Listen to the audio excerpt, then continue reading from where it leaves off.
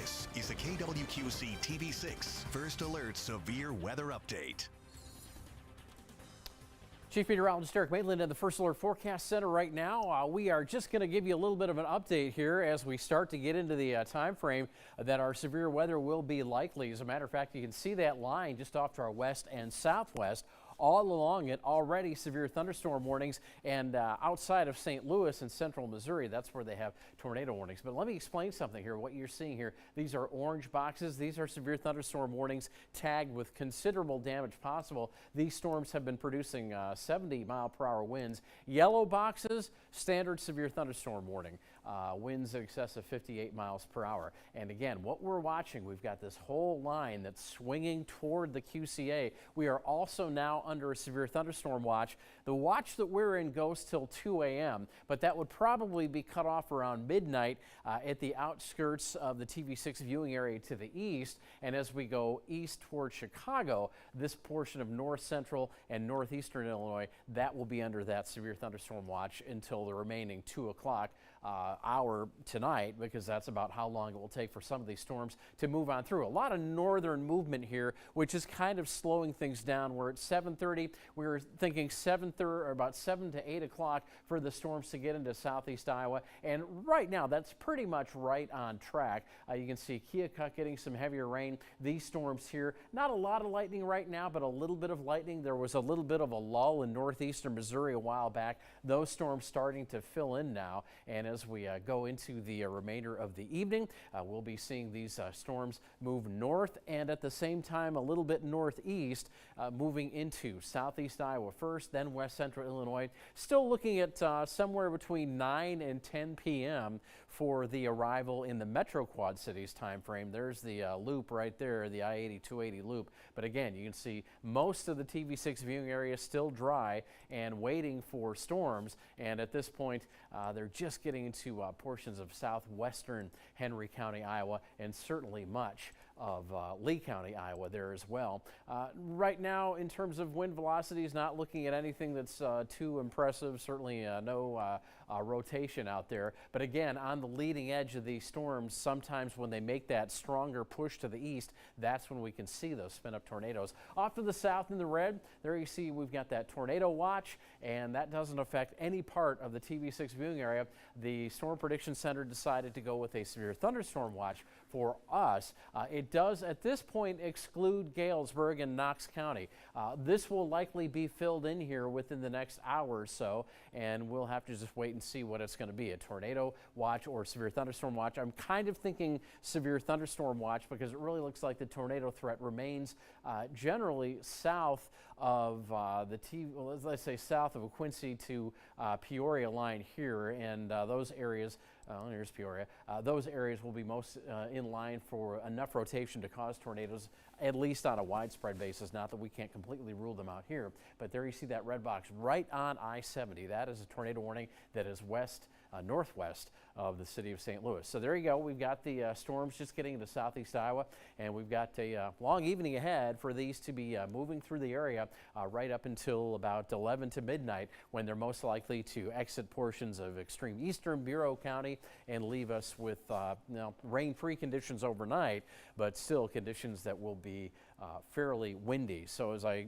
take a look, we've been watching for updates from the National Weather Service. Not much. There were some 60 to 70 mile per hour wind gusts noticed earlier, and all these storm warnings here in the orange, these are tagged considerable damage severe thunderstorm warnings because we've got that orange color. And again, when we're dealing with the potential for 70+ mile per hour winds, those certainly can cause damage. And if that was to come to fruition, with that line kind of solid from portions of the state of Iowa up toward Waterloo and Cedar Rapids all the way down to southeast Iowa, that certainly could take out some power lines. Power companies themselves anticipate initial damage at about 40 miles per hour. Kind of a hard line to time out here. I know you're trying your best, Kyle, but Yes. these storms you can see moving mostly north with a little bit of northeast. So this box might have to be kind of tilted way up that way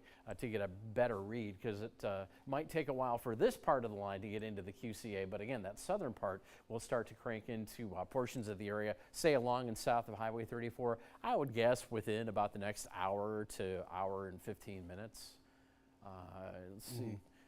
Anything looking at the weather While service? you look at that, Eric, I just want to mention too here real quick is as we're looking at this radar display, you will notice one thing, and that is that this is starting to fill in here. And another thing that we look at is how that lightning is starting to really uptick as well. If we come out here, I can show you kind of some of that lightning is really starting to uptick here. It's just to the southwest of Burlington. We got a crew out there in Burlington, so we'll be checking in with them. They'll be able to see this. On top of that, we'll see it from our Everywhere Camera Network as well. So we'll be watching that very closely. But noticing a surge in activity, I expect here probably within the next a few minutes or so, we probably will see a warning issued as we're starting to sample some 60 to 70 mile an hour winds down there towards Burlington. So I think that'll be our next warning. Yeah, and you can see it right here. This storm, I'm probably thinking right here from Lee County, and as this moves north, this starts to get into the TV6 viewing area, Henry County, Iowa, also Des Moines County, Iowa, and just a little farther north, Louisa County. So right now, we'll keep an eye on this storm right here. Rainfall certainly getting more intense, and the lightning, as Kyle pointed out, getting more intense as well, kind of at the edge of our radar there, so we're not really getting much good data in terms of speeds, but, well, here, speeds, yes, 60 plus miles per hour, and it's kind of followed there by winds that are still staying within that 60 to say 70 mile per hour peak category. And there you see this is kind of the storm that we're watching right now. This will continue to move east, and one thing we can probably do maybe back in the control room is see if we could maybe start getting in touch with our crews down at Burlington, and in the meantime we could probably throw up the Burlington sky view shot. I was looking at the picture from our camera in Burlington not too long ago, and the skies are looking a little bit ominous. Certainly at this point we're starting to lose a lot of daylight a lot more quickly, so it's kind of tough to see exactly what's going on there in terms of any definition in the cloud cover. But you can see things were starting to look like storms were approaching, and that is certainly the case from Fort Madison soon to Mount Pleasant. Things starting to fill in with not only rain but probably some gusty winds as well. And the storm that we have kind of tagged right here with the poker chip, that is moving pretty much due north. So if you're in southern Henry County, Iowa, and around Mount Pleasant, this one is due your way right now. We're trying to get some more information on it, but we don't have anything too specific outside of our radar, which indicates that it would be maybe a 60 plus mile per hour wind producer. There's our shot from Burlington right now. Not sure which way the camera's pointed. Swinging that around there, this is towards that storm, Eric. Okay, I'll kind of do a little rotation. Not of the, seeing of the any camera. lightning just yet from that. A little bit. Saw one just got right as we turned the camera on. We saw a flash, but unfortunately, we got some trees there. We can't see much through that. But looks like a nice evening in Burlington. Yeah, right. Except, we got these storms approaching. They're going to approach pretty fast too. That's the one thing is we're noticing that these are booking it and starting to have a forward speed here, about 55 to 60 miles an hour. So I'm gonna swing this around right there's and get us something here. Yeah, we're continuing to watch this. Of course, Burlington will be the one area that we see it first. But going back to that watch too, you see that encompasses majority of the region here, and that's gonna be a pretty long night, I feel. Yeah, and again, this one doesn't quite include Knox County. That's probably going to be filled in with a following watch that will be issued for this area here at some point. Probably a severe thunderstorm watch. We'll keep checking in with the SPC Storm Prediction Center to see what they are thinking. But for the time being, these things, because this part of the line is moving north, they are just inching their way east and northeast. And so we've been watching these storms in southeast Iowa, extreme south. You can't get any more extreme southeast Iowa than Lee County there. But here they come. They're about to get into the viewing area once they cross the line and get into Henry County, Iowa, and also Des Moines County, Iowa as well. There you see, we've been just kind of waiting for these, and we continue to wait.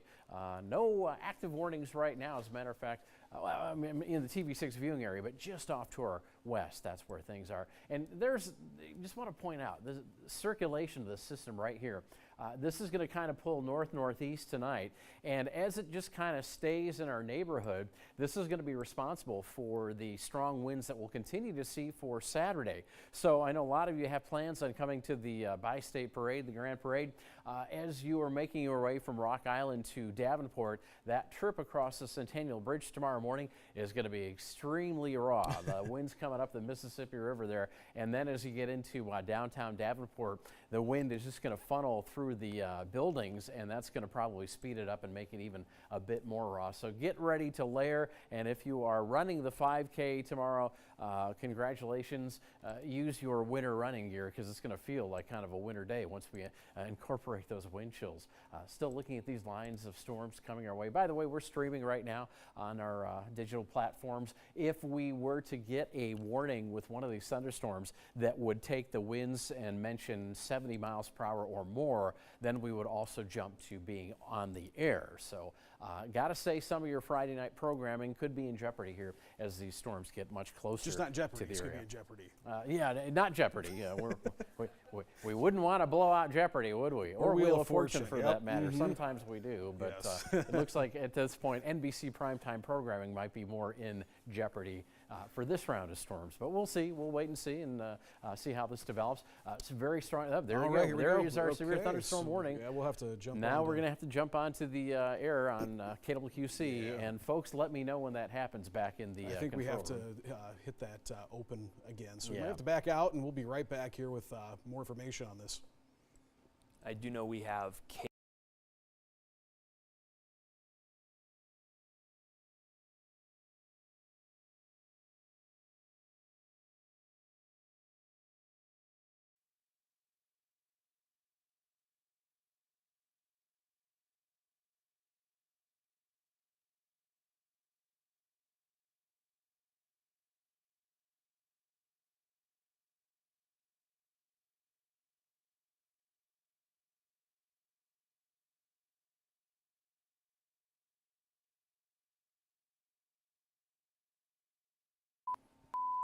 This is the KWQC TV6 First Alert Severe Weather Update. All right, folks, welcome to the Channel 6 Weather Center. I'm Chief Meteorologist Eric Maitland. We've got meteorologist Kyle Dickens on hand, also Will at the anchor desk, and we've got some storms to track now. Severe thunderstorms now moving into southeastern Iowa, kind of within that 7 to 8 p.m. Time window. And here we go for Des Moines County, Hancock, Henry, Lee, and Louisa County, also Washington County. Some of those not in our viewing area officially. What we're really mainly looking at here would be Louisa County, Des Moines County, and also Henry County, Iowa. Severe thunderstorm warning. This will go until 8:30 p.m. And we've got the tag here, considerable damage. That's because the winds with these storms could top 70 miles per hour. Also, there could be some hail, and we're going to keep an eye on these storms in southeast Iowa as they continue to migrate north and east. There you see some of there are wind speeds that are getting between 60 and 70 miles per hour as Kyle is tracking those. And we also want to mention that we are under a severe thunderstorm watch. If you haven't seen that crossing the bottom of your screen, that watch goes till 2 a.m., but that extends out towards Chicago. Our portion of the severe thunderstorm watch right here in yellow would probably end around midnight because that's when we expect the last of the storms to make their way through. Also just off to our south, a tornado watch. Also want to point out Knox County, Illinois, not in any watches at this point, but as these strong storms from the Quincy area make their way north and east and into this part of Illinois here between, say, Peoria and Galesburg, another watch might be issued for them or those areas, and that could include a severe thunderstorm watch, most likely.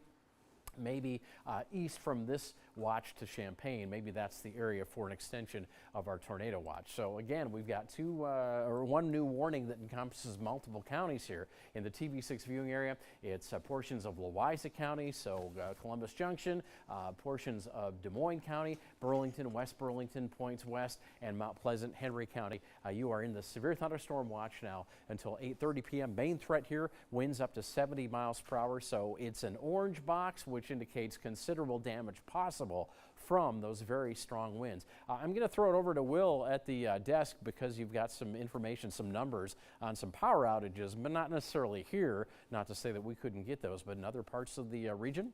Yeah, Eric, you start going west, that's where a lot of these storms have kind of already passed or are making their way through, especially when you get to central and western Iowa. It looks like the Des Moines area looking at over 11,000 outages currently. For Dodge, about 1,500. Even here locally, there's about 180 outages. Likely, I mean, we've had winds all day, as you guys have been breaking down. Even though they aren't getting to that 70, 80 mile an hour threat that we're looking with these severe thunderstorm threats. We are also, we've had, several gusts here, not getting towards that by any means, but still definitely enough to potentially cause some issues as, again, in that metro area for the Quad Cities. We're running at about 180 so far. We also have crews throughout the area tonight to give you a clear picture as to what's happening. We have Kevin Core, KWQC's Kevin Core, I beg your pardon, in Aledo, Illinois. They'll, of course, be seeing the storm a little bit later tonight. And we have KWQC's Kate Kopatich in Burlington, Iowa. I know we're working on getting her being able to give us a bit of a live report, and there is a live picture, I believe, from Burlington, and you're kind of seeing a little bit of the issue that we can potentially have with these storms that are coming toward the nighttime hour. It's hard to see much of anything there right now. I know with Kate's early reporting, she mentioned that it was very blustery and windy, kind of like we saw across the entire area today. And, as you see out there, you can kind of see those trees and those branches blowing a little bit in the distance. But Burlington, Iowa, that's kind of where we're seeing, the beginning of this storm path kind of come through our viewing area. We also saw as well those warnings, those severe thunderstorm warnings that Eric Maitland mentioned just a little bit ago as well. Do we have Kate on the line by chance? Okay, Kate, can you please tell us kind of a little bit about what you're seeing out there, especially how things have changed over the last 10, 15 minutes as that storm line is just about to hit the Burlington area? Yeah, that's right. We're sitting here in the car right now in the West Burlington area. And we actually went over to the Casey's gas station not too long ago and talked to some people about how they were preparing for this storm. And, the wind has begun to pick up and it's gotten pretty dark out quickly. And we talked to some people about just how they were preparing for this storm, and you can kind of see some of the signs in the background just kind of like blowing in the wind. So it's definitely beginning to pick up. But earlier, like I said, we talked to some people at a nearby convenience store, and they kind of explained to us how they've been preparing. Some people have went out and they've bought sandbags to weigh down their grills and tying things down like patio furniture and all of that. So it definitely seems like the community is prepared for when this comes through. People have been taking precautions, and we are still monitoring this as it begins to approach the West Burlington area. So that's kind of where we're at right now. Nothing too crazy yet, but we are in place, and of course we do have those safety measures in case we do need to seek shelter. And our First Alert team, they're going to be following this all night, and if they do issue a warning or anything, please take that seriously. We in the field are also taking that very seriously, and we have these precautions in place as well. So just kind of on standby right now, but after talking to some people, they said that they were also preparing for this storm, and they are sitting at home waiting to see what happens. So Will, how's it back there in the metro? Kind of those gusts that you talked about earlier. Kate, we're going to let you go for a little bit for now. Can't really see too much out there at the moment, but definitely that wind threat is definitely what a lot of people are looking at. We definitely want to give you and our photographer Brad Burton a chance to get somewhere safe as well. But you mentioned those warnings and being cautious of them. I mean, that's where we have seen the first warning get into our area. That severe thunderstorm threat. And again, a thunderstorm watch for essentially the entire TV6 viewing area as well. Eric Maitland, Kyle Dickens, going to throw it back to you guys as we're continuing to look for how the storm is developing. Right, and I'll mention real quick here, I put a path on this, and you can see this is an area that's got kind of a pool of at times 70 mile an hour winds. Here's the deal, folks. You don't need the big reds and yellows that we usually see, or oranges and reds on the radar. You don't need much of anything to get a damaging wind today. That's just how crazy this situation is. But right now, Burlington marked at 8:03 p.m. is the time that this will start making its way through. So get ready in Burlington. This will be making its way into your region here fairly soon, and eventually up to Oquawka and New Boston. But here's the thing, Eric, I'm going to back this out, and I'm going to show you, kind of you and I have been talking about this, the possibility of some weakening. Well, Well, now we're starting to see this kind of fill back in here, and just as it makes its way, starting to make its way into the TV6 viewing area, you can see that really starting to uptick a little bit. Yeah, as a matter of fact, we didn't want to let you know, too, that throughout the windy conditions that we've had all day, we've got some reports from Washington County Emergency Management that they've got some fires going on right now. And you can see the rain coming on. These are generally field fires. You see the rain that's been coming on. You step on? No, yeah, There we go. No, you're good. You're all good. right, Yep. yeah. We've got some rain that's coming into Washington County now, so hopefully that will be something that will alleviate the problem with the fires. Do want to look down here, though, because just outside of Burlington and southwestern Des Moines County, there you see that we've got the storm starting to pick up a little bit. Also some lightning, some heavy rain, but again, these are moving pretty quickly. Right now, we're looking at 60 to possibly 70-mile-per-hour winds here, so if you are in this zone, if you can get us a little closer on that, just do a little zoom in there, Kyle. We'll take a look at the cities that are involved there, just to the south and west of Burlington, right on that line, the county line here. So move that up and let's zoom in and get down to ground level so we can let people know who's going to be seeing what here.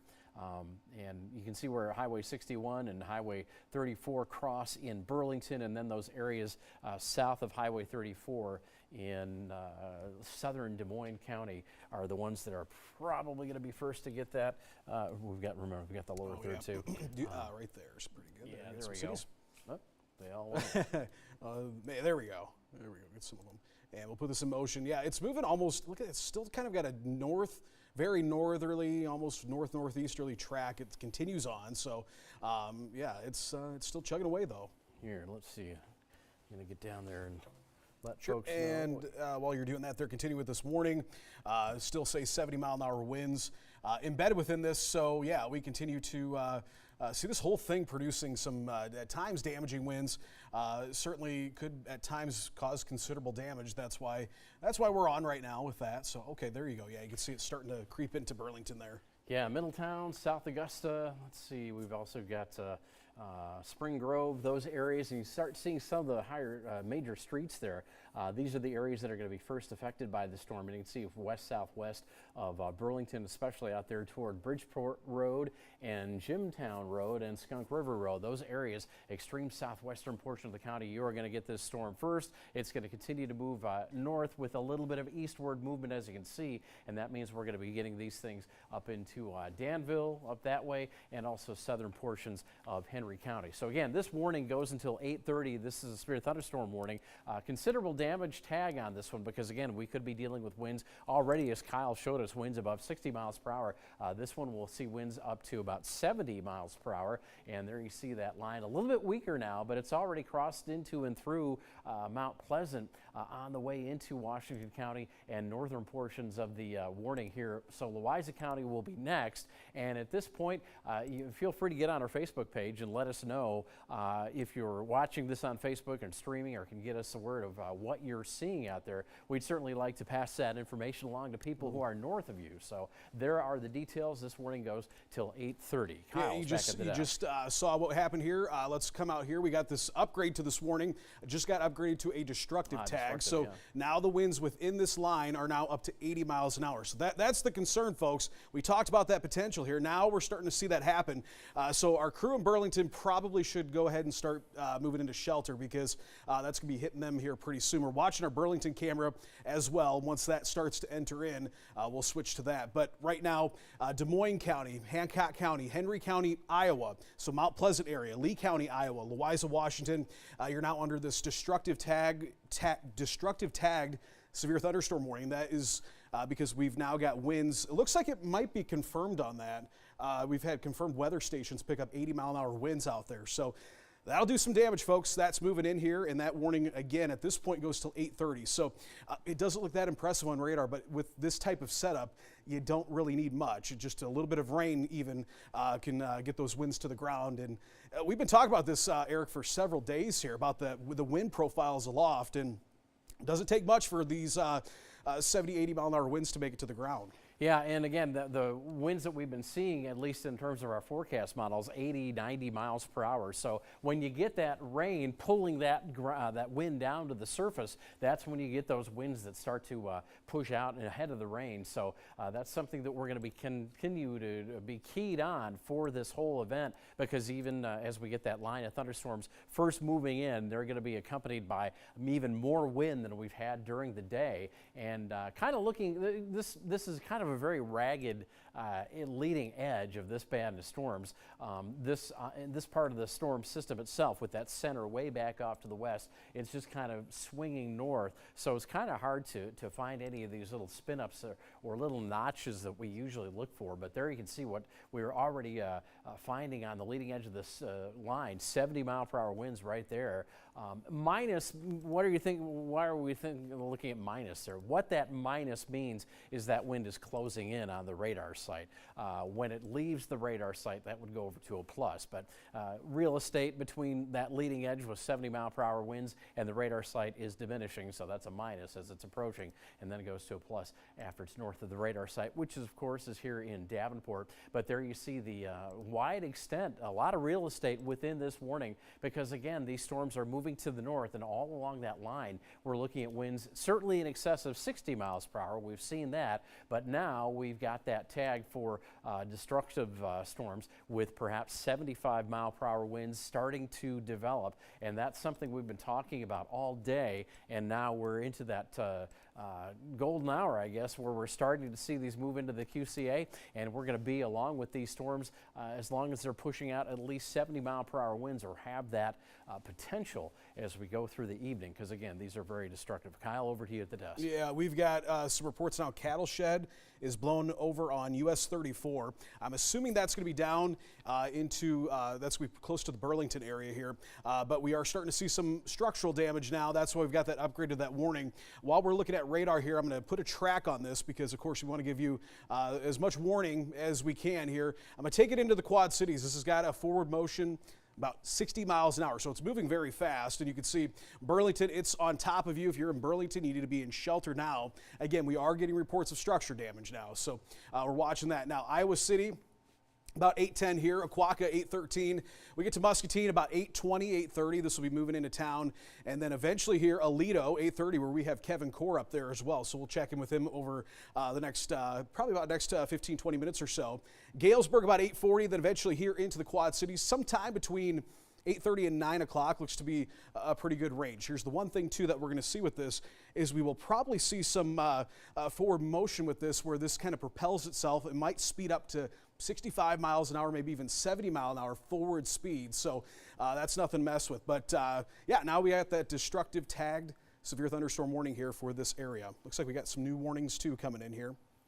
All right, let's take a look at where we've got this will be just outside the area, the viewing area. Oh, okay, all right. Yeah, these are going to be in portions of eastern Iowa, just outside of the TV6 viewing area. Shows how expansive that is, though. Yeah, and that line is certainly doing its thing. As you can see, all of that lightning, some heavy rain, brief heavy rain, and of course, even earlier this evening, we were looking at storms that had some warnings, and underneath rainy areas, we're getting reports of winds of 70 miles per hour. So there they are now. We've got a lot of real estate to get through. One thing that we might, you might think we have on our side is the fact that it's getting dark now towards sunset. But it's what's going on aloft. That this storm is so strong, so full of winds and strong winds and winds that are rotating a little bit at least, that as this moves through, even now that we're after sunset pretty much, it doesn't rule us out from getting strong storms. Just want to point out that you are watching KWQC TV6 here in Davenport, Iowa.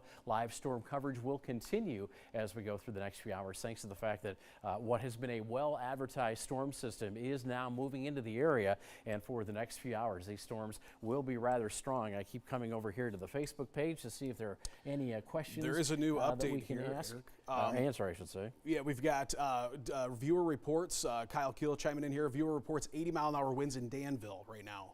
Yeah, I did see that. I thought you had already mentioned that, but I guess you hadn't. I wasn't going to mention that, but yeah, 80 mile per hour winds, and probably from a home weather station. So if you have any home weather stations out there that are giving good data, please go to our Facebook page. We'd love to hear about that, because again, that's what we have been advertising. Winds that could potentially reach 75 miles per hour plus. Take a look right there as we're now querying, and this is into west central Illinois, southern Henderson County, where Kyle has got those dots well west of Roseville. But nonetheless, south of Highway 34 in southern Henderson County, these are the storm winds that are now blowing out of this line. So be prepared to, well, I'm sure you're hearing the roof rumble right now. Take shelter. Even though you're not necessarily in a severe thunderstorm warning, you're actually very close. And some of this does include southern Henderson County. But boy, if you're really noticing an uptick in the winds, don't wait. This is the time to take your shelter. Hopefully that has been prepared as we've gone through the day and have warned you about this incoming storm system.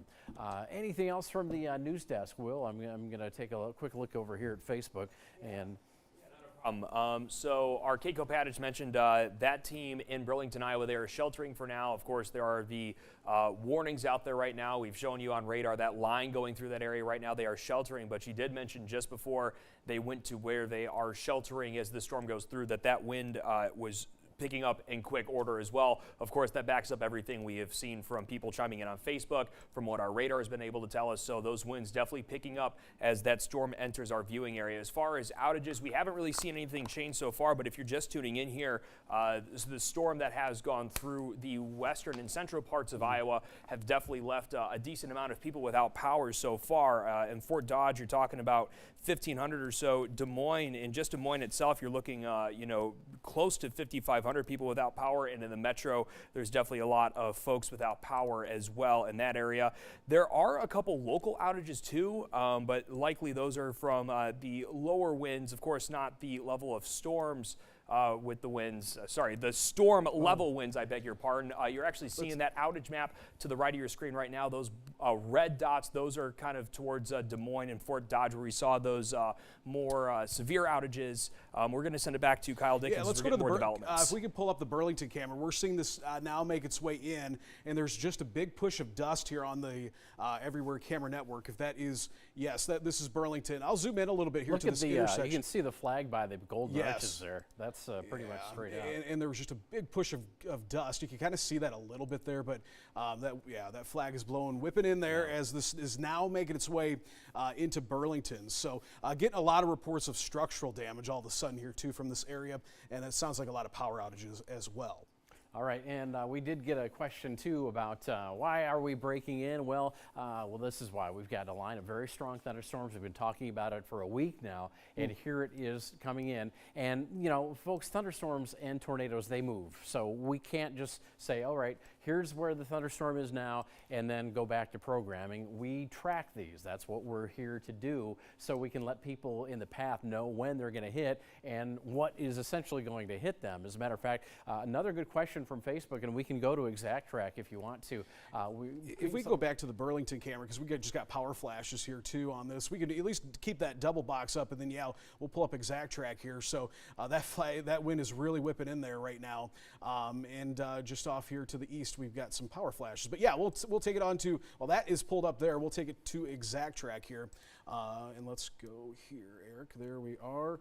And so people wanted to know when things are going to arrive. So there you go, by about 8 o'clock, and you can see that is pretty close to, that's almost spot on where the radar is showing the storms right now. So ExactTrack doing a very good job at, you can do the camera, I can do ExactTrack. Sure. Actually, I will go over here to take care of that. But yeah, what you can see from the Burlington camera is the fact that we've got very strong winds flowing out of those storms. And again, this is probably in that 60 to 70 plus mile per hour range based on what we just saw. You can't do this both at a time. So I'm gonna run through. Yeah, that's a good point. I'll zoom into that flag because it shows you just how much it's whipping in there. We'll keep on that. Look at that flag right there. Wow, and that's something. That is. So yeah, I'll advance ExactTrack here. Okay, here's 8 o'clock, and we'll just keep this going hour by hour. There's 9 o'clock. 9 to 10 is when we get the storms here in the metro. So you can see this line is moving north and east, but the storms within the line moving to the north a little bit more, so that's why it takes so much time. But by midnight, we should have these storms cleared from the eastern portion of the TV6 viewing area, and that is Princeton, Illinois. So once again, we're looking at the reports that we're getting mainly for heavy wind at this point, strong winds. Warning here. New warning just this came is going to out. include Muscatine County. Yeah, Muscatine, Cedar County, Louisa County, and Henry County, Iowa, all in this warning. Also Jones County off to the north and west of the Quad Cedar. Cities. There you see it on the screen. This one will go till 9. And again, we're looking at a destructive tag on these due to the fact that we could see winds here of about 70 to 80 miles per hour. Yeah, while you're looking at that, we're looking at right now, you got First Alert Doppler radar on the left. This activity is not very impressive on radar, but that rain is pushing all that wind to the ground and it's destructive. We're getting reports here too, some structural damage reports. But on the right-hand side, we're looking at our everywhere camera right now in in Burlington, watching that storm coming through. We'll go back down to Burlington right now as that is now making its way into town. And you can see we're just kind of on the fringe of it. So we got some more of that to come. We'll take a look at what wind speed is right now down here. And yeah, the leading edge of that was some of the strongest winds. And I'm noticing here into parts of Henderson County as well. 70-mile-an-hour winds might be clearing that. But 60 to 70. Again, this is tagged for 80, so I wonder if we're getting just confirmation reports of that, and that's why we've gone with the warning. It is very difficult. We're kind of far out here from the radar, and with these being such low-topped storms, it is going to be very difficult to see what is happening here. That's why we've got these cameras, and that's why we've got those reports from spotters and from the weather stations at the ground, because this kind of situation here is why those become beneficial. But yeah, that new warning, look at how expansive that is too. That takes up a huge portion of the region here. I'll go back to radar, and we'll put a path on that too, to kind of give an update here on who's going to be impacted by that. But wow, that's a big area they warned there. Yeah, and remember, when we're talking about 80-mile-per-hour winds, if you are thinking about where to take shelter in your house, do it on the opposite side of if you have any tall trees or anything like that on one side of the house.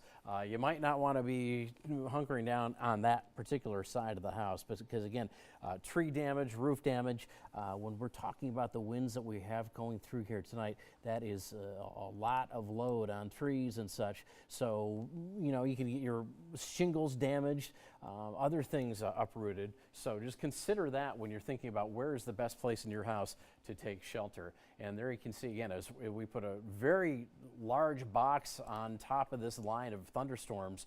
I mean, we've got these things going all the way till about 10 o'clock by the time they reach Dubuque. So moving to the north, a little bit of northeast movement on these, and you can see some more intensity with these storms getting into southeast Iowa, just crossing the Mississippi from west central Illinois, getting to southern Des Moines County and also Henry County shortly.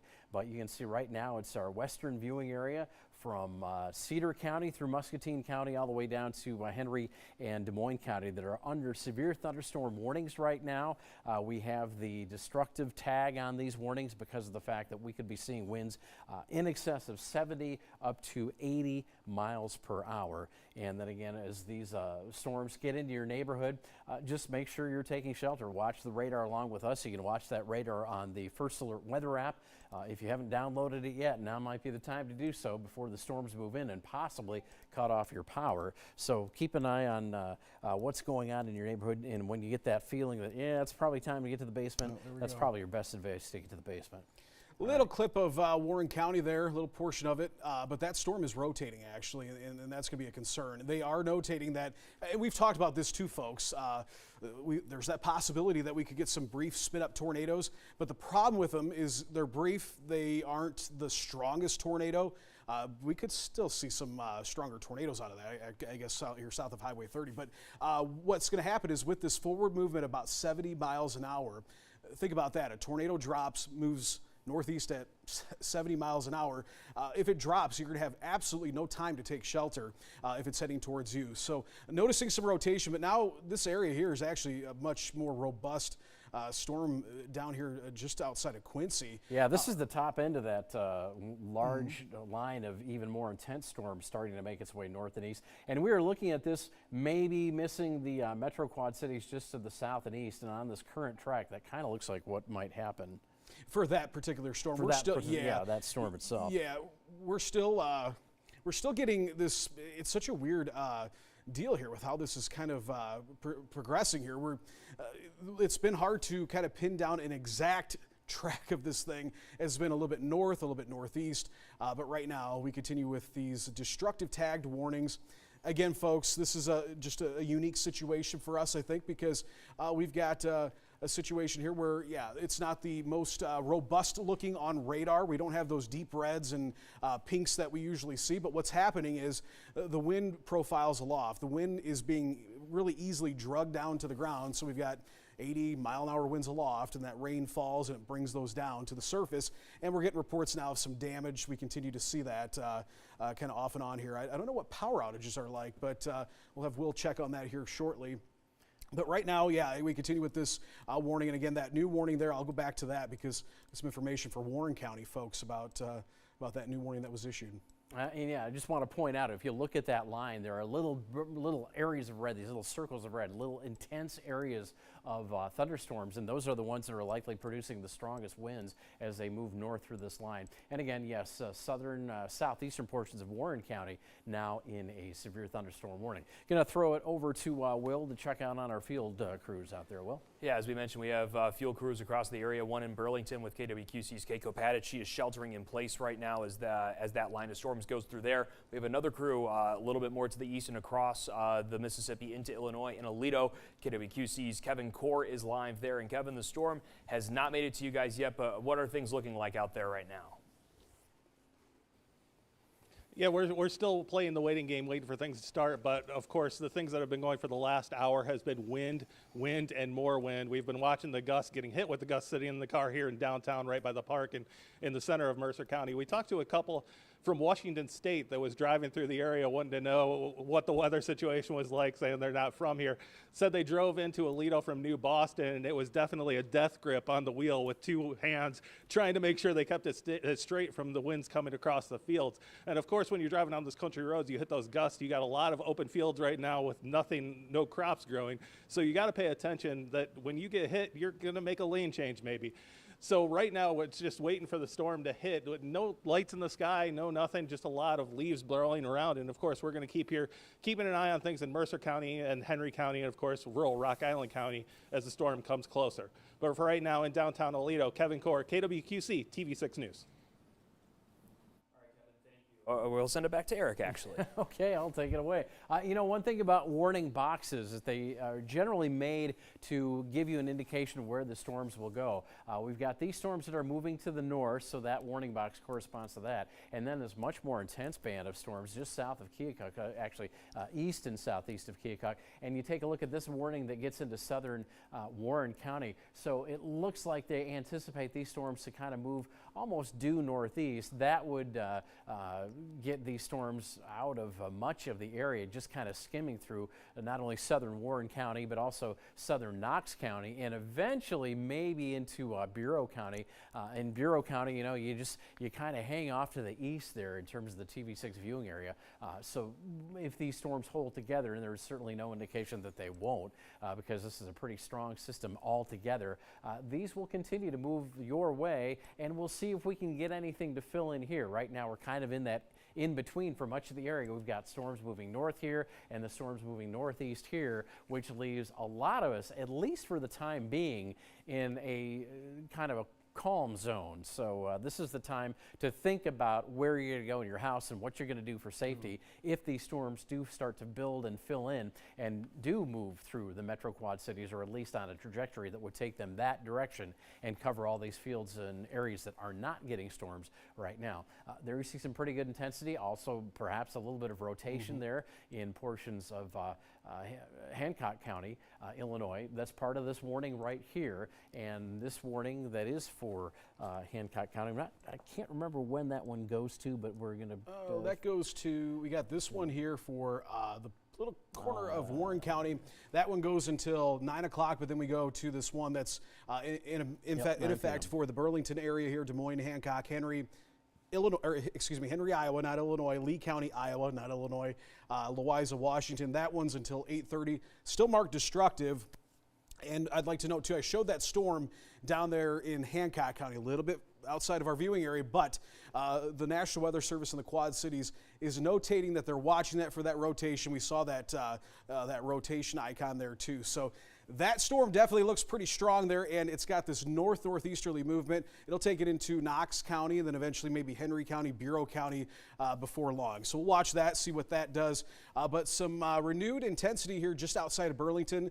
They've clocked 67 mile an hour gust, or excuse me, 62 mile an hour gust at the Burlington Airport, 67 in Washington. Yeah, 67 in Washington, as we can see. So again, these are getting close to that 70 mile per hour criteria that we've been talking about.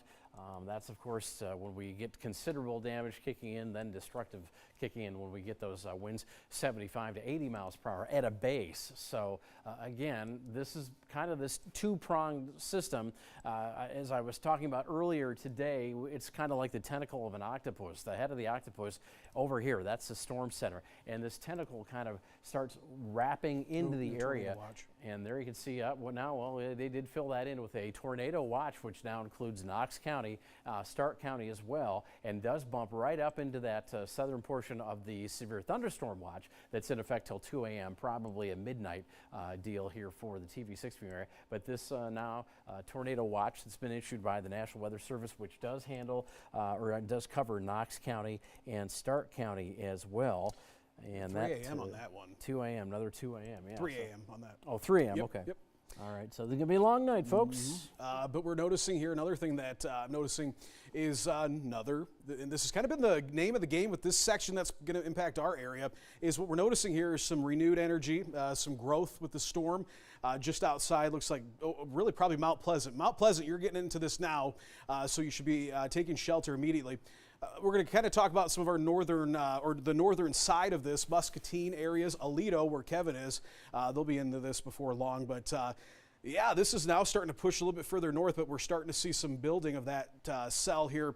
Well, it's a part of this whole line here, but that northern part of that line starting to build as it makes its way into Mount Pleasant. And again, we're getting confirmed reports of at least 70 mile an hour winds, but certainly we had some 80 mile an hour winds also reported, and we even had some structural damage somewhere near US Route 34. And I think that was probably south of the Burlington area or near the Burlington area where it said a cattle barn was knocked over. So we're starting to see that. Also getting reports of some power outages throughout the region as well. Quite a few power outages in areas to the south. So lots of things starting to happen here, kind of evolving, and as we kind of thought it would. But most notable here, I think, over the next half hour or so is going to be that storm that makes its way into southern Warren County, eventually even into Knox County. And now we got that tornado watch in place for Knox and Stark County.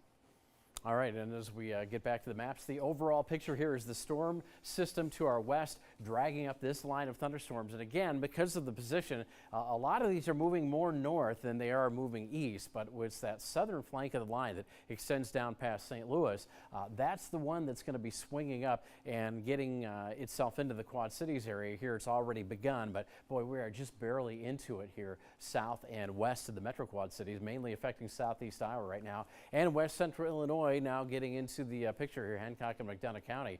So Henderson and Warren County about to start getting a little bit more stormy. You've probably been noticing the lightning off to your south. Knox County, dry. Areas east of the Mississippi, dry as well. So we've got another look at the power outages for the time being, and this will tell a story about more off to our west where the storms have already been, but we're starting to get areas that have started to get power outages here just around the QCA in southeastern Iowa too. So now a new warning that is for the Metro Quad Cities as well, Kyle. Yeah, that's going to be for the Metro Quad Cities. So guess what? You're going to hear the sirens going off here very soon in the Metro.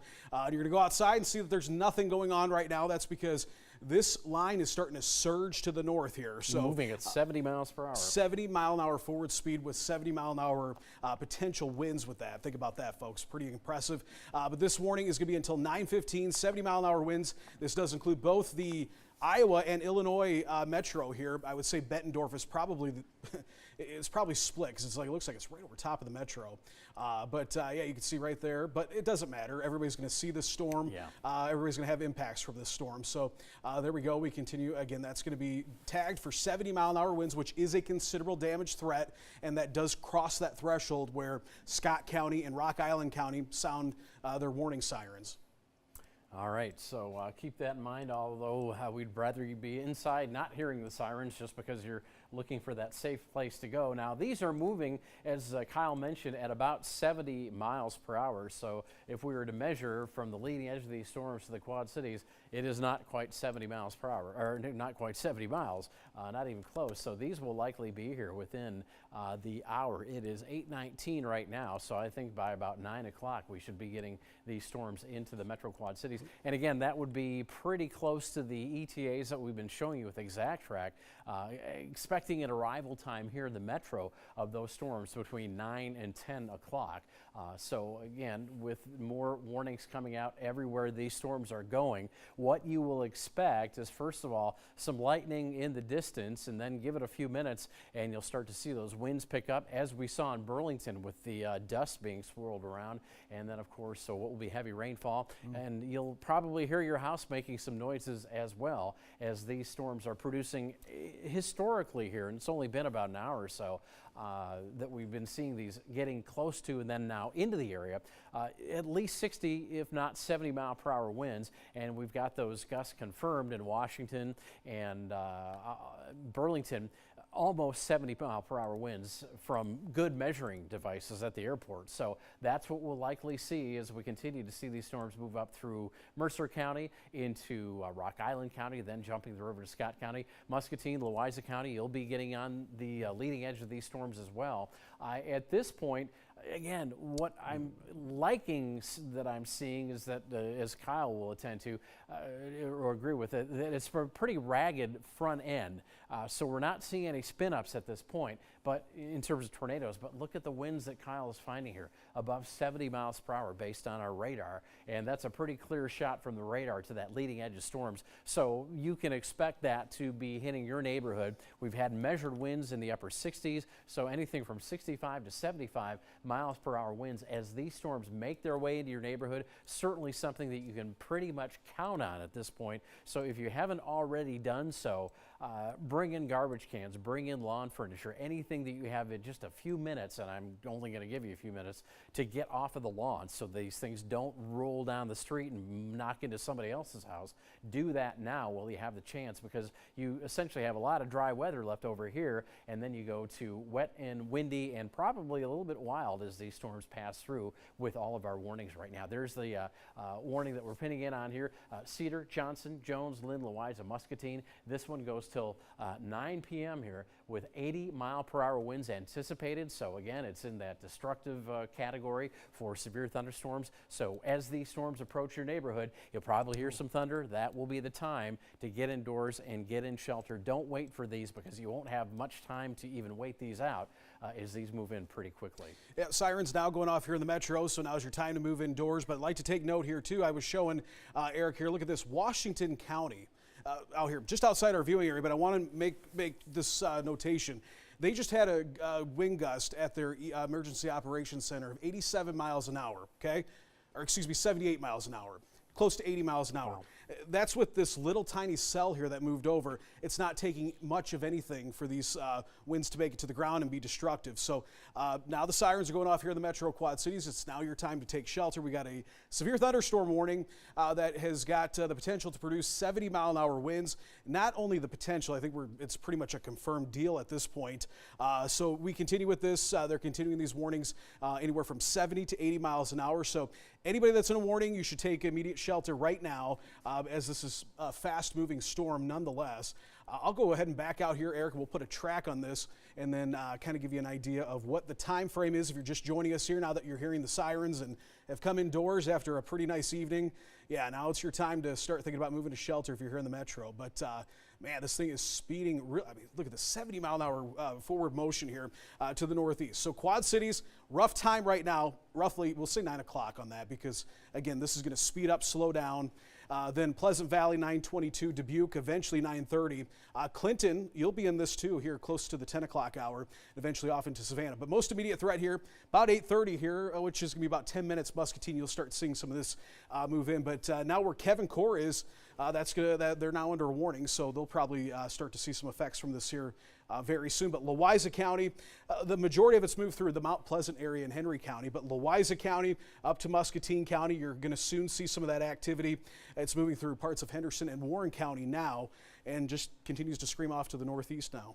Yeah, and to keep that shot right where you have it, Yeah. Kyle, I just want to show people something. When it comes to the Metro Quad Cities, the way these storms are moving, this is going, here's the Metro right here, and you can see that line. It's kind of like that. As this moves north, it's going to hit the west end of the Metro before the east. So you might have friends in West Davenport or say around the park out there, Westlake Park, and they'll be getting storms. You folks in LeClaire will be going, what do you mean it's in the Metro? Or you folks in Bettendorf will go, what do you mean? Because the fact that that line is southeast to northwest, it's going to be moving into the western part of the Metro first when it gets here. And as Kyle has showed us, that looks to be somewhere in the 9 o'clock hour, maybe quarter after 9 to 9:30. So it's going to hit the western Metro and southern Metro earlier than the northern and eastern portions of the Metro. So keep that in mind. But you can see these are really big warnings, and that's another indication that these storms are moving so fast with that 70-mile-per-hour forward speed.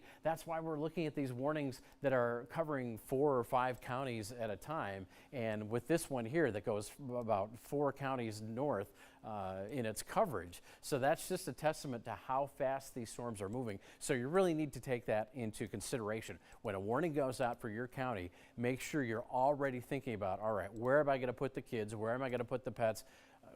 Just so we can all get to the basement with each other quickly. That's the main thing that you want to think about in any weather situation like that. We take care of the meteorology and think about this, that, and the other thing, but when it comes to you, you're thinking about your family and making sure that you can get safe to a safe place quickly, especially in a night like this where we've got 70-mile-per-hour forward motion on some of these cells. So that's something to consider. Really what the danger is with here.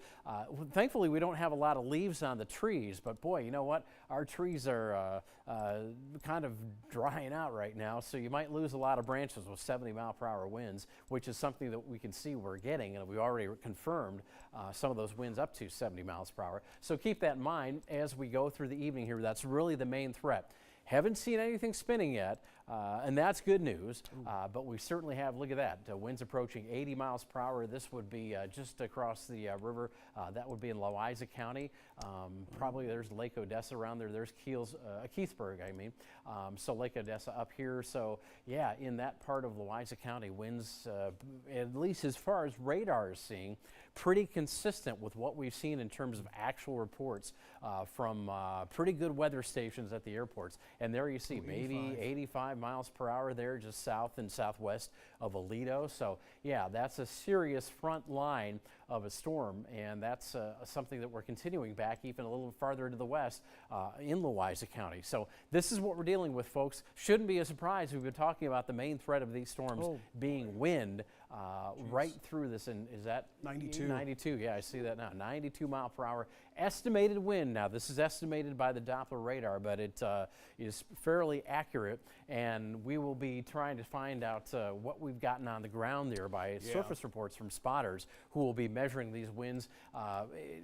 If they're not, and they probably don't want to be, because I wouldn't want to be out in a wind like that, we'll get airport data as well as this whole line moves into and through the QCA in the next few hours. I'm concerned about this, and this is going to move into southern portions of the TV6 viewing area. Excuse me, this is an area that we have been concerned with. One of the areas that has the potential to be possibly tornadic, and we're noticing it's very difficult. And once you get down into this area, it's kind of a dead zone for radar. But what we're noticing is this little indent here. That's those inflow notches that we talk about, where winds, you got those winds pushing out of that storm. Well, winds also out ahead of it are from the southeast, and they start making these little indents, and that's where you can get some spin and get a spin up tornado. Definitely one of the strongest storms we've seen in our area.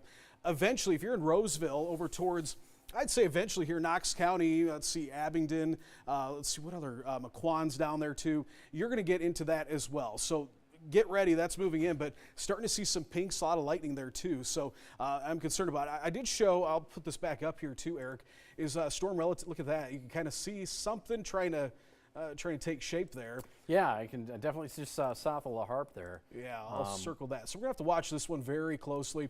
I also like to mention, too, we're getting reports of a lot of damage in Burlington. So so we are seeing that these winds, again, as we mentioned, are making it to the surface. So dangerous. But this is what I would consider here probably some type of circulation. It looks like it's tightening up, too, is when you see those brighter colors there kind of wrapping around that darker area there. I'll show you right here. Green is the winds that are moving towards the radar. Radar right now is up in Davenport, here in Davenport, and this little dropout where we're seeing some gray and a little bit of red there, that's where the winds are moving in the opposite direction away from the radar. So that gives us a good indication that there's some rotation starting to happen with the storm. So this is going to be one that affects parts of Warren County, then eventually Knox County here. Probably see some type of warning issued here into Knox County here momentarily on that. Yeah, and again, we've been kind of watching to the far south. We've had the tornado watch, and we are in a severe thunderstorm watch. But again, the lines can be blurred here. That's another thing we need to point out. Just because you're not in a warning doesn't mean that severe weather can't catch up with you, even though they might not extend a warning over your neighborhood. Same thing with the watches. Severe thunderstorm watch for the entire TV6 viewing area, except for Knox and Stark County. Knox County in a tornado watch. And again, we're right on the edge there, and you can see, as Kyle's been pointing out, these stronger storms, these by far are the strongest that we've seen on radar, at least the strongest signature, most intense signature, perhaps now starting to show signs of rotation as they are starting to move a little bit more east than north as well, and that's what we were looking for. He showed you that little notch there, and boy, I can think of many times last severe weather season that right where we had those notches, that's where we were looking at small tornadoes that would run their course and do damage along the way here in eastern Iowa and west central and northwestern Illinois. And again, there is a look at the movement of the wind, and when you get those colors on one side of the palette next to another side of the palette, that indicates that there's probably a little circulation right there. Again, this is about the outer limit of the radar from Davenport. So how far down toward the ground this gets, that is a big question. We know at least there's some circulation high up in the cloud because, of course, as the Earth falls away from that straight radar beam, that radar beam connects with a thunderstorm on its top side. But that's what we'll be watching here. That area already under severe thunderstorm warning, so no need to not be taking shelter in these areas, these counties here. And we're still looking at kind of a bullseye of some very strong wind in Louisa County, crossing over into Mercer County on the Illinois side of the Mississippi. Anything from 60 to perhaps nearly 90 miles an hour, which is what we were seeing just a short time ago right in this section of Louisa County. That's between Wapello and the Lake Odessa area, Toolsboro down that way as well. So keep that in mind for you folks. And again, you know, we said it earlier, storms move. Look where this one is moving. It is moving right toward Muscatine. So as the weather starts to deteriorate here in Muscatine, which it will shortly, you're probably seeing some lightning or at least hearing some thunder.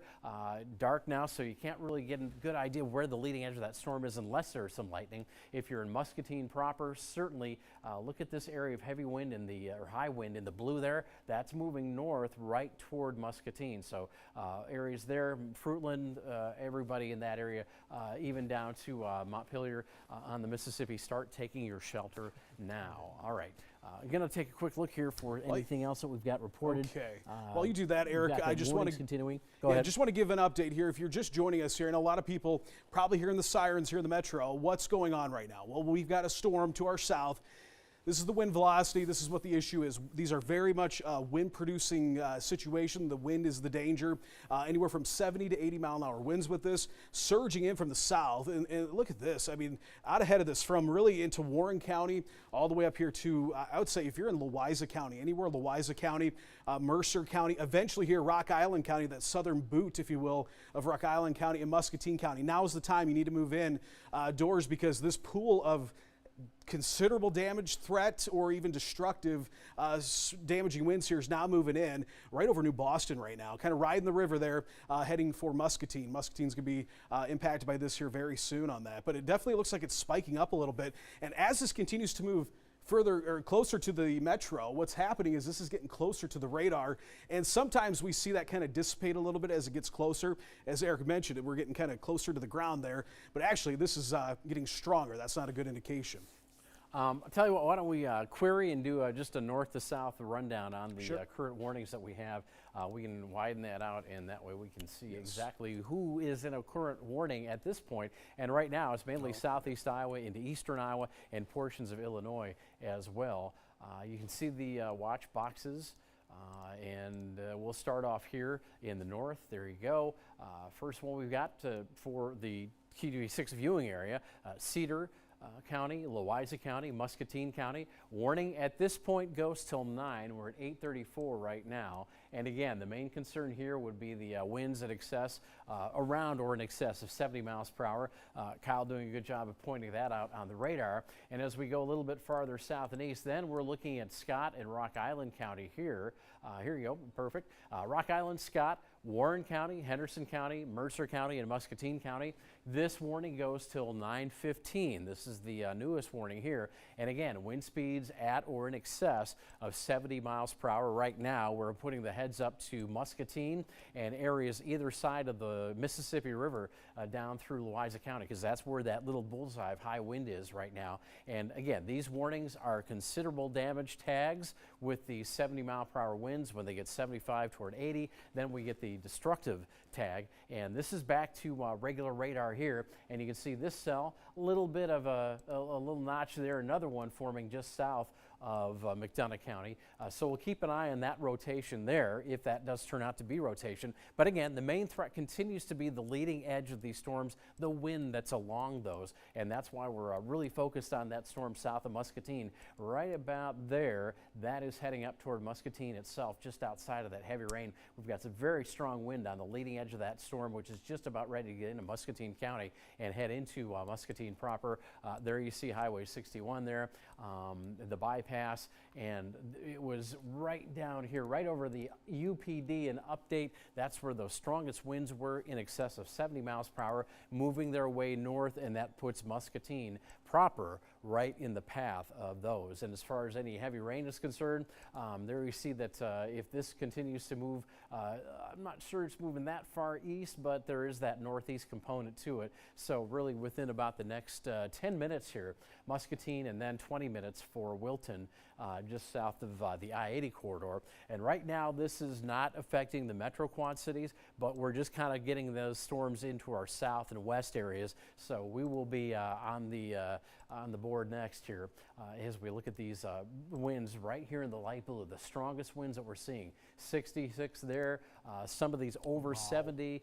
There's a 95 mile per hour wind, Doppler estimated, mind you. But again, even as we get closer to the surface, they go down, which they would do, but they're still at a destructive point. 79 miles per hour, 75 miles per hour, and this is moving just right toward Muscatine proper. So anywhere in Muscatine right now, at the speed here of these winds, I would really get in shelter right now. You're probably out of time to do that. So get your safe shelter, get everybody around you who needs to be, and just kind of listen, because your house will likely rattle a little bit within about the next 5 to 10 minutes here as these high winds get into Muscatine. Yeah, they're going to be there probably now, I would say, actually looking at the newest update here from First Alert Doppler radar.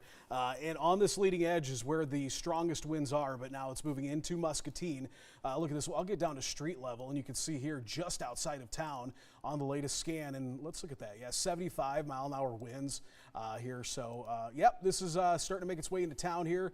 And you can see how it's kind of scattered about, but 75 roughly is certainly that's something to be concerned with. Now, I do want to once again turn our attention. We'll back out here and just give a broad view real quick before I head back south, because we've got a new warning or an update to that warning. But you can see that pool of at times destructive winds from Muscatine to New Boston. So moving through, it's now kind of on the northeastern. The worst of it, at least, is on the northeastern fringe of Louisa County, getting ready to cross into Muscatine County. Rock Island County, though, is going to be impacted by this too. Mercer County now seeing some of this as well. We'll check in here soon with Kevin Core, who's out in Aledo. He's in this, and that leading edge is now starting to make its way into town. So here in the Quad City Metro, within the next half hour or so, maybe even sooner, we're going to start to see this move through. I mean, that leading edge is now all the way into northern Mercer County already, and that's going to surge here into the Quad Cities. Once that gets close, we'll start looking at some of our everywhere cameras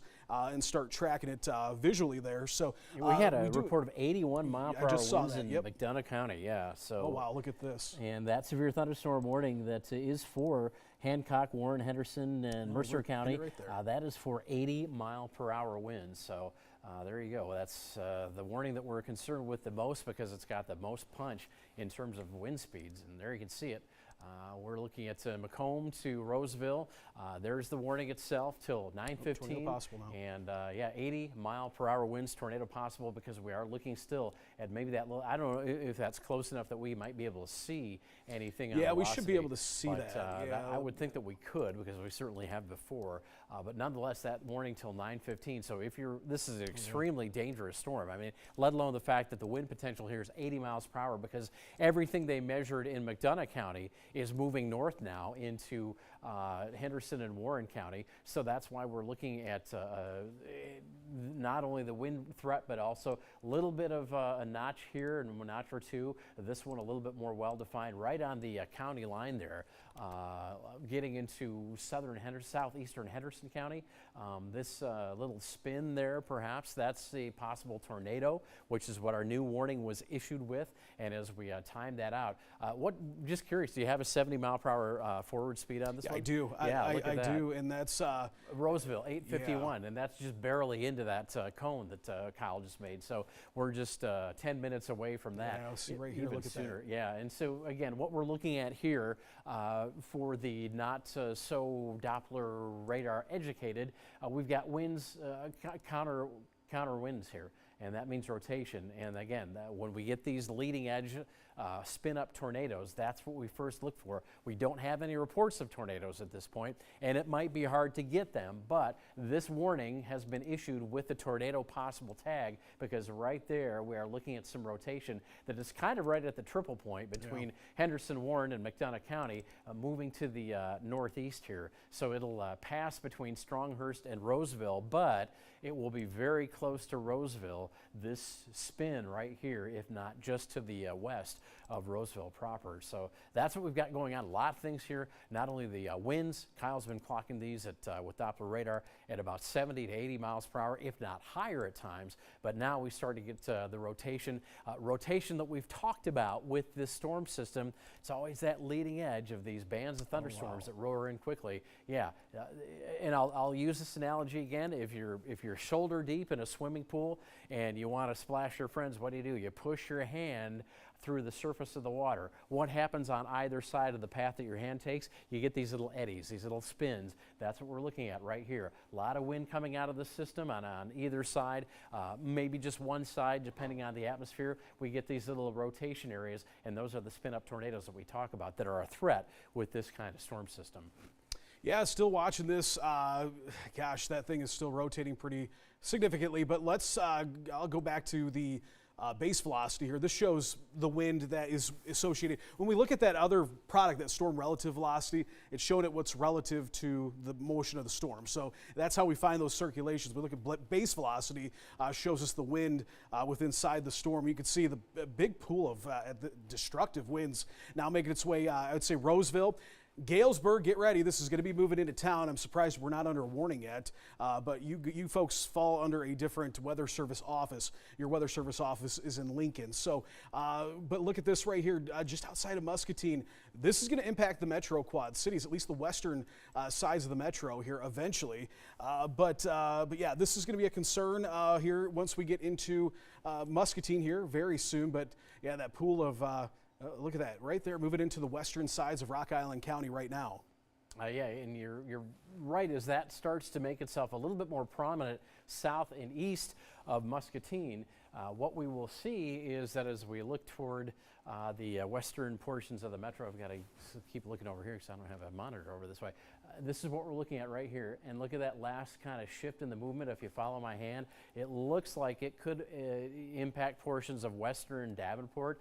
There's I-280 right there. There's Interstate 80, Westlake Park around here. Highway 61 just disappeared off the screen there. So as this moves north, it's going to perhaps just kind of brush the western edge of the I-80-280 loop. And our Fairport friends and our Montpelier friends along the river there, Buffalo, might just miss it. But as we get into these areas here, down the Mississippi River, west of Buffalo to Muscatine, if you're anywhere around the fish hatchery or Wildcat Den, these winds will be very close to you. Camp Lincoln area, those are winds in the light blue here that we've been clocking, pushing 80 plus miles per hour. And this is moving a little bit now. Here's Muscatine proper, a little bit now just around and east of Muscatine with a little bit of a northeast trajectory to its movement. So anywhere in eastern Muscatine County and that southwest portion of Scott County here, along in north and south of Highway 61 to the river and up to Interstate 80, could be affected by these strongest winds, probably making a real close pass to right over Bluegrass. So folks in Bluegrass, take shelters. We're looking at these numbers coming in now, 80s and 60s, 60s, 70s, and 80s. That's what we want to see, because these are certainly destructive winds. And yeah, I'll just back off. Go ahead, Kyle, do it. I mean, put those things up on the screen. I don't want to block that, because we're coming in with some pretty good numbers here. Yeah, and like you said, that little section there of Rock Island County, that southwestern portion, that's where, look at that, 75 right there. Yeah, Loud Thunder State Park, Taylorville. So yeah, we Taylor continue Ridge, with that area. And it's not, I'm gonna tell you this, folks, too. One thing to note, this is not centered over one large area. It's going to be little pockets, little pools of areas that are going to be affected by this, but it is going to be making its way here into the metro very soon. One thing I want to watch too is noticing and this is going to be the concern, is look at how that, what we're noticing here right now is this line of winds is it's like a razor sharp cut there, that when we see that's how it's easy to get those inflow notches to develop there. So we'll watch for that. There's a concern for that we could see some spit up tornadoes. I wouldn't say that's the biggest concern, but the possibilities there. So we want to watch that closely, because that's just going to be split from, I was looking up there in Tipton where you see those reds, but that is just the radar switching over to an outbound thing. But another thing to note too is that, wow, look at this. And this is not a surprise here with the winds. We've got reports of trees down in Columbus Junction. That is what you can anticipate along that little bullseye of wind that Kyle, you've been showing us. Certainly trees down and maybe some roof damage as well. Okay, yeah, southern Warren County, it seems to be the area of biggest concern. Yeah, so reporter trees down, Columbus Junction, just seeing that. They're watching that rotation. Watching that rotation here in McDonough County. So that area continues to be a region that we're watching closely. We have a tornado warning. I think we just had a tornado warning. Yep, yeah. There we go. And that's just into Macomb, a very southern portion of Warren County. Yeah, that's going to take in here. Okay, so this is, wow, yeah, look at that actually. So Macomb, but it does take, part of Warren County, so that is in the viewing area. So we've got a new tornado warning. We've been watching this storm here for, about 10 minutes. We've been notating this rotation. So there it is, folks, just outside of Industry. But hey, this does include Macomb, but look at this. We've got another area of rotation here too. Let's go back to storm relative velocity, but a couple areas of rotation here just to the north of Macomb there as well. I wonder if we'll get an additional warning for that. Oh, look at that little notch south of Roseville too. Yeah, there's several of them happening. I'm going to take the lightning off because we do know that there's lightning in this, but yeah, several notches within that. So south of Roseville, also over Macomb right now, looks like some type of weak rotation, but near Industry, that's the area that got this tornado warning to be issued here, was that region here just outside of Macomb. So Route 136 up to 67 here towards Roseville. If you're in Roseville, I would go ahead and move. That is, that's a wild display right there. I don't know what just happened. So let's, that's some bad data right there. Just want to say this storm's moving northeast at 55 miles per hour. So again, we've got the warning. You don't have a lot of time to react to it. So do take shelter now if you are in McDonough County, especially around Macomb, and even into southeastern Warren County where this storm will likely track. But we're going to take a second here and go to Will because we've got one of our, I believe, Kevin out toward Aledo.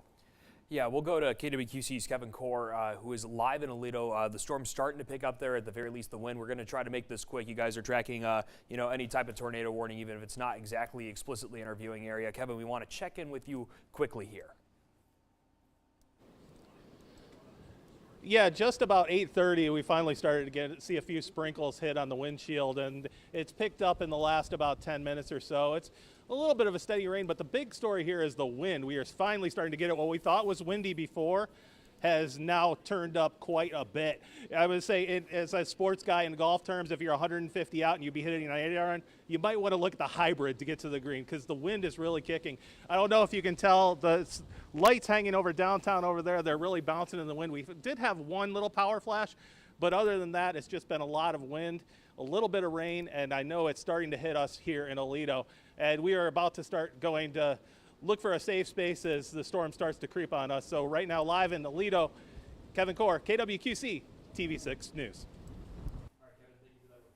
Mentioning some of that wind coming through, we have an updated number from Alliant Energy Burlington, looking at about 360 people without power right now. Those power outages being updated across that area. And definitely we're seeing, you're seeing that map up there now. If you are able to zoom in a little bit, I understand if you can't, that's where you're going to get that little 22 that pops up for Burlington on that outage map. Definitely not the top of our priority list right now. We have Kevin Core going into a safe place in Aledo. Hopefully, if Kyle and Eric confirm it, that our team in Burlington, Iowa is able at any point to go out and start to see exactly what the storm has left behind. They will stay in place until obviously it's safe to go out. And there we are zoomed in a little bit more there, and you can see that 22 separate outages in that Burlington area. You can see it also goes a little bit out and beyond just that little core of Burlington proper. But Kyle, Eric, you guys were looking at some potentially concerning rotation. I definitely don't want to stray from that too long. Yeah. Well, right now I'm going to put the velocity back up here, Eric. And we'll get go ahead, because again, what we've been watching is this rotation near industry that seems to be getting stronger.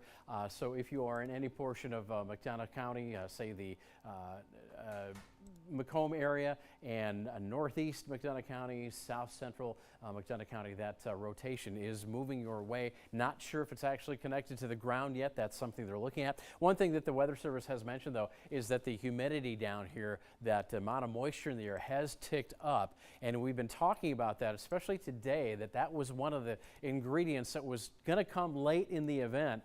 Or late in the day to kind of match up with this event, and that's one of the things that we needed to kind of tip over the bucket and get that moisture up here for a threat of tornadoes. Well, here where those dew points have gone up and the air is a little bit more moist, that adds a little bit of heat into the atmosphere, some instability, a little more instability, and that has apparently gotten things to just kind of go over the edge and start some rotation. So again, right now we're kind of on the low end of the screen there. If you want to get that up with the above the lower third, so I can see this whole warning up a little bit higher than that there, and there you go, perfect. So there's the whole of this warning. Even now some hail showing up, because that's a sign that there certainly could be a tornado, because we've got an updraft. Now in the downdraft, the hail is starting to form.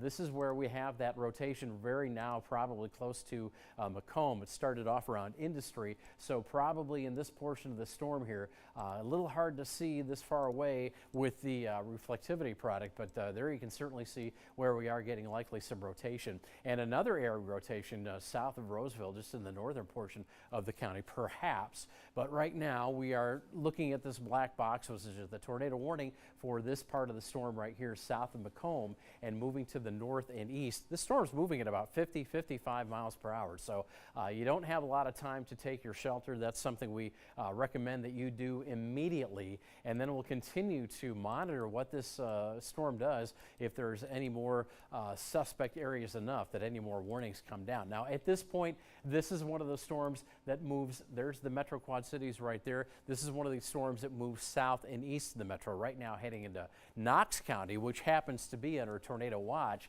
And after that, if it holds together, heading toward Henry County, Illinois, and then Bureau County behind our banner here. But there we see as we're moving this on out at a very high rate of speed. Macomb, 9 o'clock, that's just in 7 minutes. So again, you've only got 7 minutes to get in your shelter. Should already be there, really. Bushnell at 9:09, Galesburg about 9:34 at this forward movement of about roughly 50 to 55 miles per hour on this particular storm. And you know, I'm thinking about the folks up in the northern part of the viewing area who haven't even gotten any rain yet, even east of the Quad Cities. Well, we're on the air here because we do have active tornado warnings now and active severe thunderstorm warnings that are carrying considerable damage tags and destructive tags, which means we have weather that people need to be concerned about because, again, it's moving through, and these are very strong storms, especially for this time of the year. We are kind of getting an early start. A couple of years ago, was March 31st, we had our tornado outbreak here. Now it's not so much tornadoes, but obviously we have to include those in tonight's weather and the strong winds that are coming out in scattered areas as we go through the evening here. Another zoom in, our warning has just been clipped a little bit. Looks like now the rotation just south or southeast of Macomb. Is that debris? Or looks like it might be a little bit of a dropout here where we, it's going to be, it's so hard to tell. This is a dead zone for radar, and unfortunately, down in this area. I know they're working to fix that, but right now we continue with that tornado warning here. This does include McDonough County, Macomb area. We know we have viewers down there and people that have interest in that area too. So you got to take shelter now, but eventually here, as Eric has mentioned, southern Warren County, you are also under a tornado warning now. Roseville, it's just to your southeast, but nonetheless, you got a pretty nasty cell moving over you right now. And I'm going to take a look at the velocity within this. Whoa, what's going on here? We got, I'll back out here and check out new scan here. If something, might see a big spike in that. Might be some bad data there. Spike there, west of Roseville. Something going on, but still, yeah, look at that, 75 mile an hour winds there to the south. So yeah, this is still a pretty strong situation here that's continuing to move into Warren County, and that's the area that I'll put that warning information back on here because not only do we have that tornado warning, but this destructive tagged for 80 mile an hour winds here for Hancock, Henderson, McDonough, Mercer, and Warren counties. So something to definitely take note of here. And I'm going to kind of back things up a little bit, Eric, because now we're starting to get some activity here in the metro. Very soon it's going to kind of this leading edge of this activity, but it does have some damaging winds with it as well. Yeah, I'd like to see you do the velocity there because we've got that little area just south of the Mississippi, probably south of the Montpelier area. Yeah, it just looks like it crossed there, and it's just going to stay between Muscatine and the Quad Cities, although it does look like it is weakening somewhat, and that's certainly a good thing. But we still do have the severe thunderstorm warnings for these areas, what include a good chunk of the metro Quad Cities. There you see that line goes between Eldridge and Maysville up to Dixon, over to Bennett, Cedar County, portions of Cedar County in a severe thunderstorm warning as well. So again, you know, if you are near this, if nothing's happening now, it won't take long because it's a pretty fine line between having nothing happening and the strong winds moving in. Yeah, and I want to take a note of this right now. This is just west of the metro here into eastern Cedar County, just northeast of Wilton, and to the west of Davenport. There is an inflow notch that indicates the possibility of rotation right now here just to the northeast of Wilton. The National Weather Service office just right here, this is in Mount Joy, so north part of Davenport. They're looking right at that and noticing that as well. So there is some rotation being picked up as those winds are blowing out. You got that southeasterly wind kind of blowing into it. So we're gonna have to watch this. This might, if this continues on here, they might issue a tornado warning here for portions of Cedar and Scott County. So we'll watch that very closely. This is passing. I want to mention too, anybody traveling, horrible time to be traveling with those winds that'll be kind of moving from north to south. So if you're on 80, that's going to be a mess. But especially that little pocket there is right over 80. So just to the north of Wilton right now, we've got that rotation that we're keeping a very close eye on here. All right, and as we go through the total viewing area here, let's again do a little bit of, we don't want to get too myopic, obviously, though we do want to focus on things that are happening, but you can see the areas that are under severe thunderstorm warnings right now. On the western side of the TV6 viewing area, we've got Cedar County, Muscatine County, Louisa County, portions of Henry County, Iowa, and then down toward Des Moines County. And then another warning, which also includes portions of Des Moines County, still looking at the severe thunderstorm warnings that now include Knox County, Henderson, Warren County, Mercer County, portions of Henry County, Illinois, and also Rock Island County and Scott County, as we just mentioned. And still that tornado warning. That's not off the map yet, is it? I think we're being covered by our little word box there. Yeah, there you go. That is our tornado warning that is now, that goes till 9:15, and that is in effect for portions of McDonough County and a little tab there of southeastern, south central Warren County. And that's just one of those leading edge spins, but we've been noting that storm moving pretty quickly to the northeast at about 55 miles per hour or so. And let's see, looking this at is some really interesting here near New Liberty. Folks, I'm concerned about this, that this is an inflow notch. We saw this and we talked about this possibility, but as this guy surges northeast here right now, this is northwestern Scott County, there is some indication of some circulation. You get the winds to kind of punch out of that storm, and then what happens is the outflow winds create some of those little swirls, and it ends up being a little spin-up tornado. So we're watching that. It looks like it's just to the north of the I-80 corridor. I think we're hearing the winds at the station here now, too. We can hear a lot of howling. So let's go to Skyview if we can. I'd like to, and there goes the sirens that's a new again. warning. It's got to be, because we're just hearing the siren. If we can we switch to, do you guys have access to You can switch to Skyview? Can we switch to Skyview? I can there's I can one put on it up top of here. the Okay. We'll just keep it in max 1 there, and I could pull it up because yeah, we can hear this hitting the station right now. So yep, let's there we go. And I'll get this moving a little bit here. Eric, we can actually hear the sirens from inside here. So as we move about, looks like obviously we're getting some rain now, but the wind, the rain isn't that heavy, but the wind certainly has picked up quickly. We do have these, let's see, this severe thunderstorm warning for Jones, Jackson, Dubuque County. This will go till, I've got to open this up here, till 10 p.m.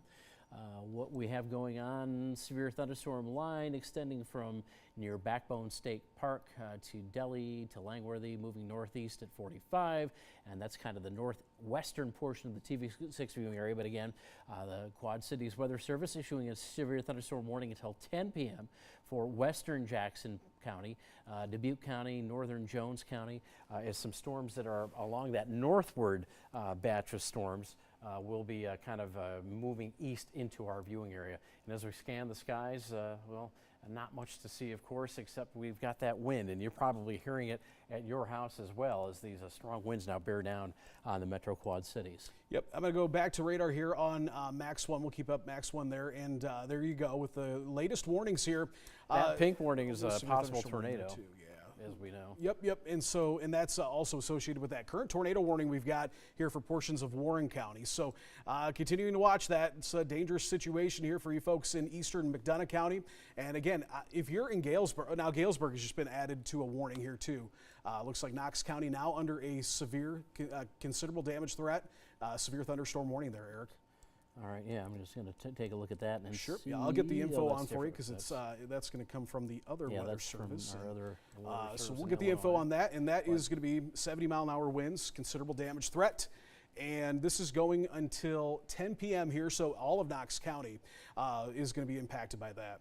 All right, and because it's a minute after 9, I have to remind you, you're watching Severe Storm live coverage on KWQC TV6 here in Davenport, Iowa. And here, as you can see in Davenport, Iowa, we've got a little bit of rain there on the right side of your screen, but we also have some pretty hefty winds starting to move into town as well. And we are in an area of Scott County that is under a severe thunderstorm warning, essentially the southwest half of Scott County, and that does extend off to the far south as well. There you can see on the screen the line of thunderstorms that is moving into and through portions of the area. Kind of a slow mover because we are on the northern fringe of this band, and these storms are moving farther north, or faster north, and they are moving to the east, but they are still a strong batch of storms with plenty of wind. And as you can see, we've been trying to find that little inflow notch.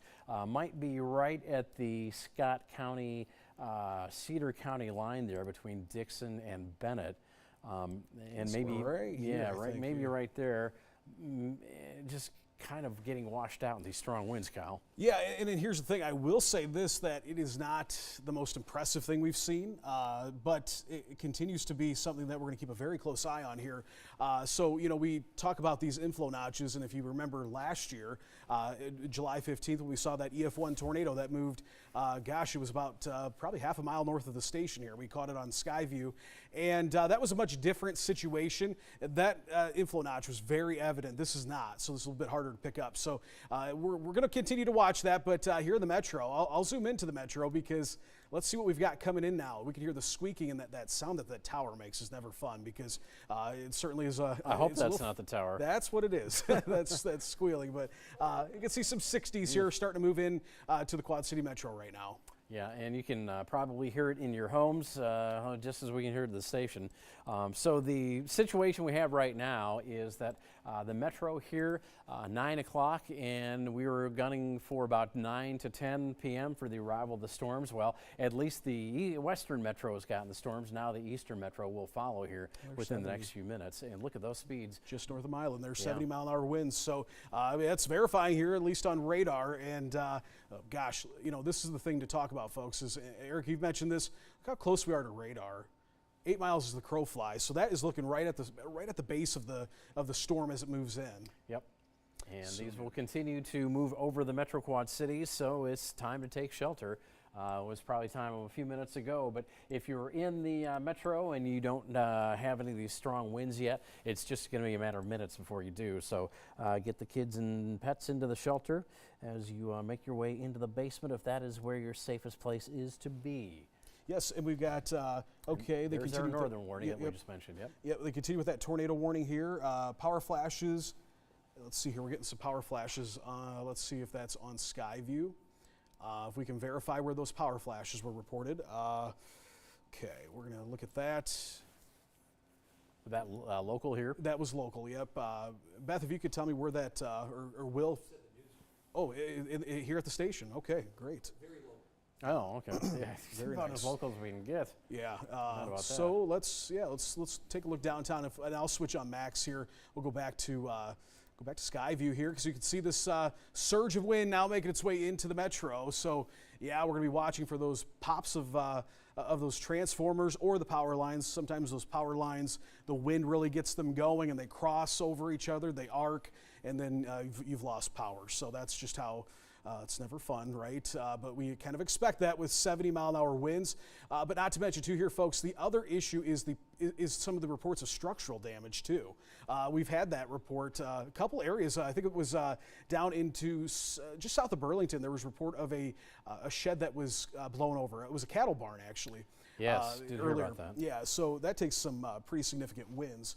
So we're going to kind of just pan things around here, show you all around the QC. And I can tell you, here's the good news. Looks like everybody's got power as of now. But I will say, folks, hey, this is just now making its way into the metro here. So we've got, there's a power flash. We just saw it there.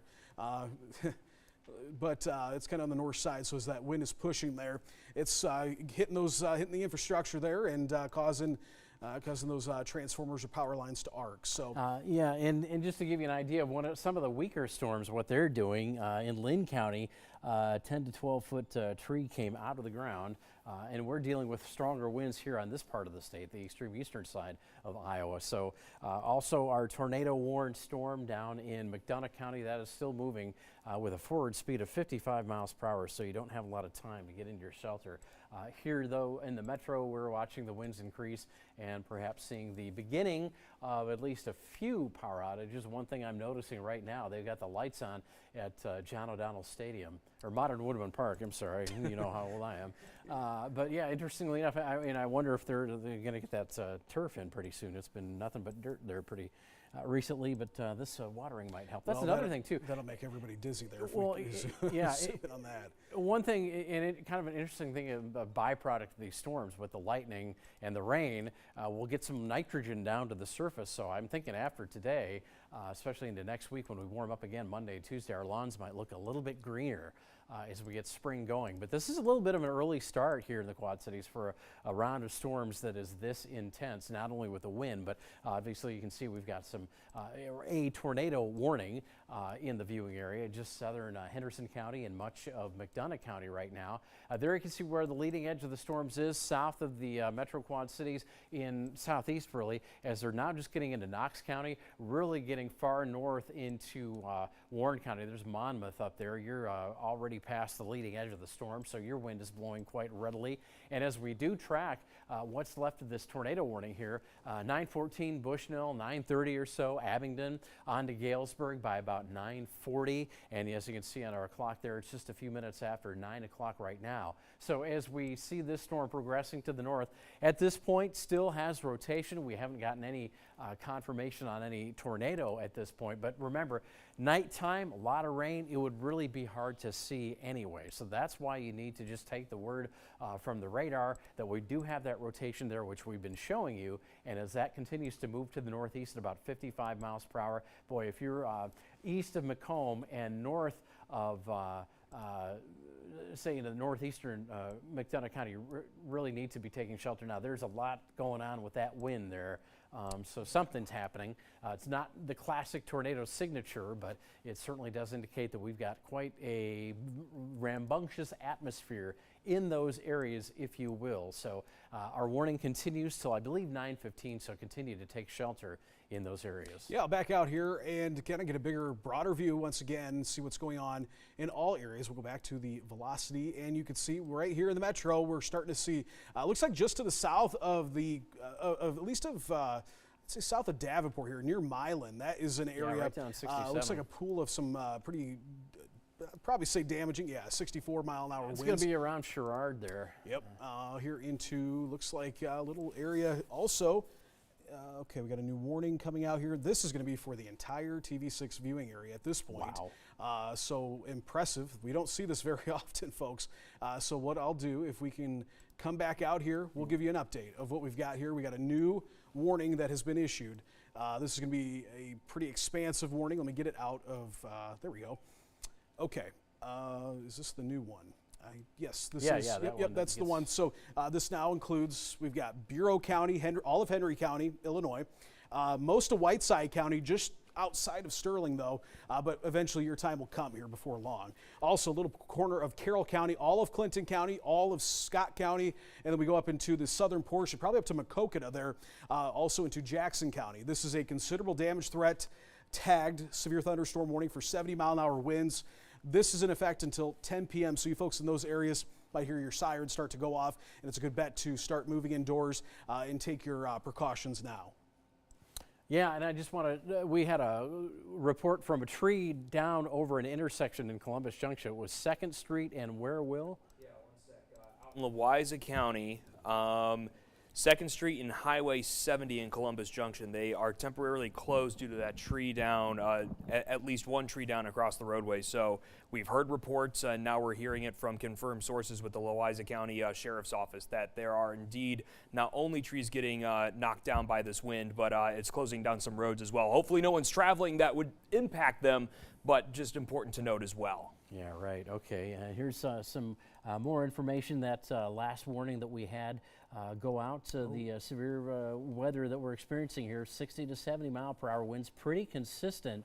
And with that latest warning that does cover a lot of real estate. Look at this. Boy, we're looking at tornado possible. Yep, they just added that tag to it. And just added the tag. And is there? Can we find where? Well, I'm going to look here. So just what we've got now is this warning has now been tagged as a tornado possible. So to follow up the recent huddle, there was a new large severe thunderstorm warning issued for the least scattered 60 to 70 mile an hour damaging winds. That does include the Quad City Metro as a whole. So that's the new one there that they're talking about. But yeah, they've got several little pockets here. Let's come back out to here and I can show you right here. We've got near Maysville. This is an area that saw some quite a bit of the activity we saw last year. It always seemed to kind of center around that northwestern part of Davenport. But right near Maysville, east of Dixon, Iowa too, we're noticing some rotation. It's light rotation, not strong, but enough to where now we've kind of heightened that warning a little bit more. So we had the considerable damage threat based off the 70-mile-an-hour winds, but now we've added that tag to it that says that there could be a tornado possible with this as well. So we're going to watch that very closely here over the next several minutes. Yeah, I'm curious if you move that down to see how where that leading edge gets to, and it looks a little bit frazzled by the proximity to the radar spot there. But yeah, anywhere in that western portion of Scott County, and then as we open to Clinton County, east of Wheatland, and then on to east of Toronto, anywhere where we see that leading edge of green, that's where we're going to be looking for any inflow notches that might bring some trouble. Yeah, it's starting to kind of push up against that wind, and that's that concern where we get these little spin-ups in here. So they're weak tornadoes, but the problem is, folks, is it's going to happen so fast that, gosh, you won't know it's there until it's on top of you. But we continue. Wow, look at this out here towards Mount Pleasant. We've got some destructive winds. I'm a tag or kind of query around here, 68 to 70-mile-an-hour winds. Sirens going off in Clinton. Thanks, Carrie, for sending that in. And sirens are going to go off probably every hometown that gets under a warning, because these are those type of warnings. Oh, wow, look at here. Some good news, the warning for McDonough and Warren County has been expired. That tornado warning, they're not at this point extending that, so that's some good news. Good deal. Here in Galesburg, you need to be in your shelter now. We've got 75-mile-an-hour winds, actually probably in town now. I believe that this is going to be in the city center. Here's where I'm picking this up at. Yeah, look at that. Look at that. Right in, got in the lightning downtown. too. Yeah, and some lightning always indicates that there's some strengthening going on, but oh boy, look at that. 83. Yeah, wow, 83 mile-an-hour winds. per hour. Galesburg, you need to be in your shelters right now. Go ahead and treat this like a tornado warning. On top of that, we do have, I believe with this warning, there is still going with that tornado possible with that as well. So Knox County, anywhere Knox County, eventually too, let's start talking about folks in Henry County, because this is going to be moving into town here very soon. So places like Kewanee, this will be in town here before you know it. Looks like, Eric, this is starting to kind of progress a little bit, this portion of it. Look at that. It's got more of a northeasterly push to it. Yeah, it is swinging, and I don't want to scare anybody. I've taken off my jacket because the studio is warm. Same here, yes. Yeah, so I'll let the them AC not working. let me get onto the screen there. And it looks like I'm ready here.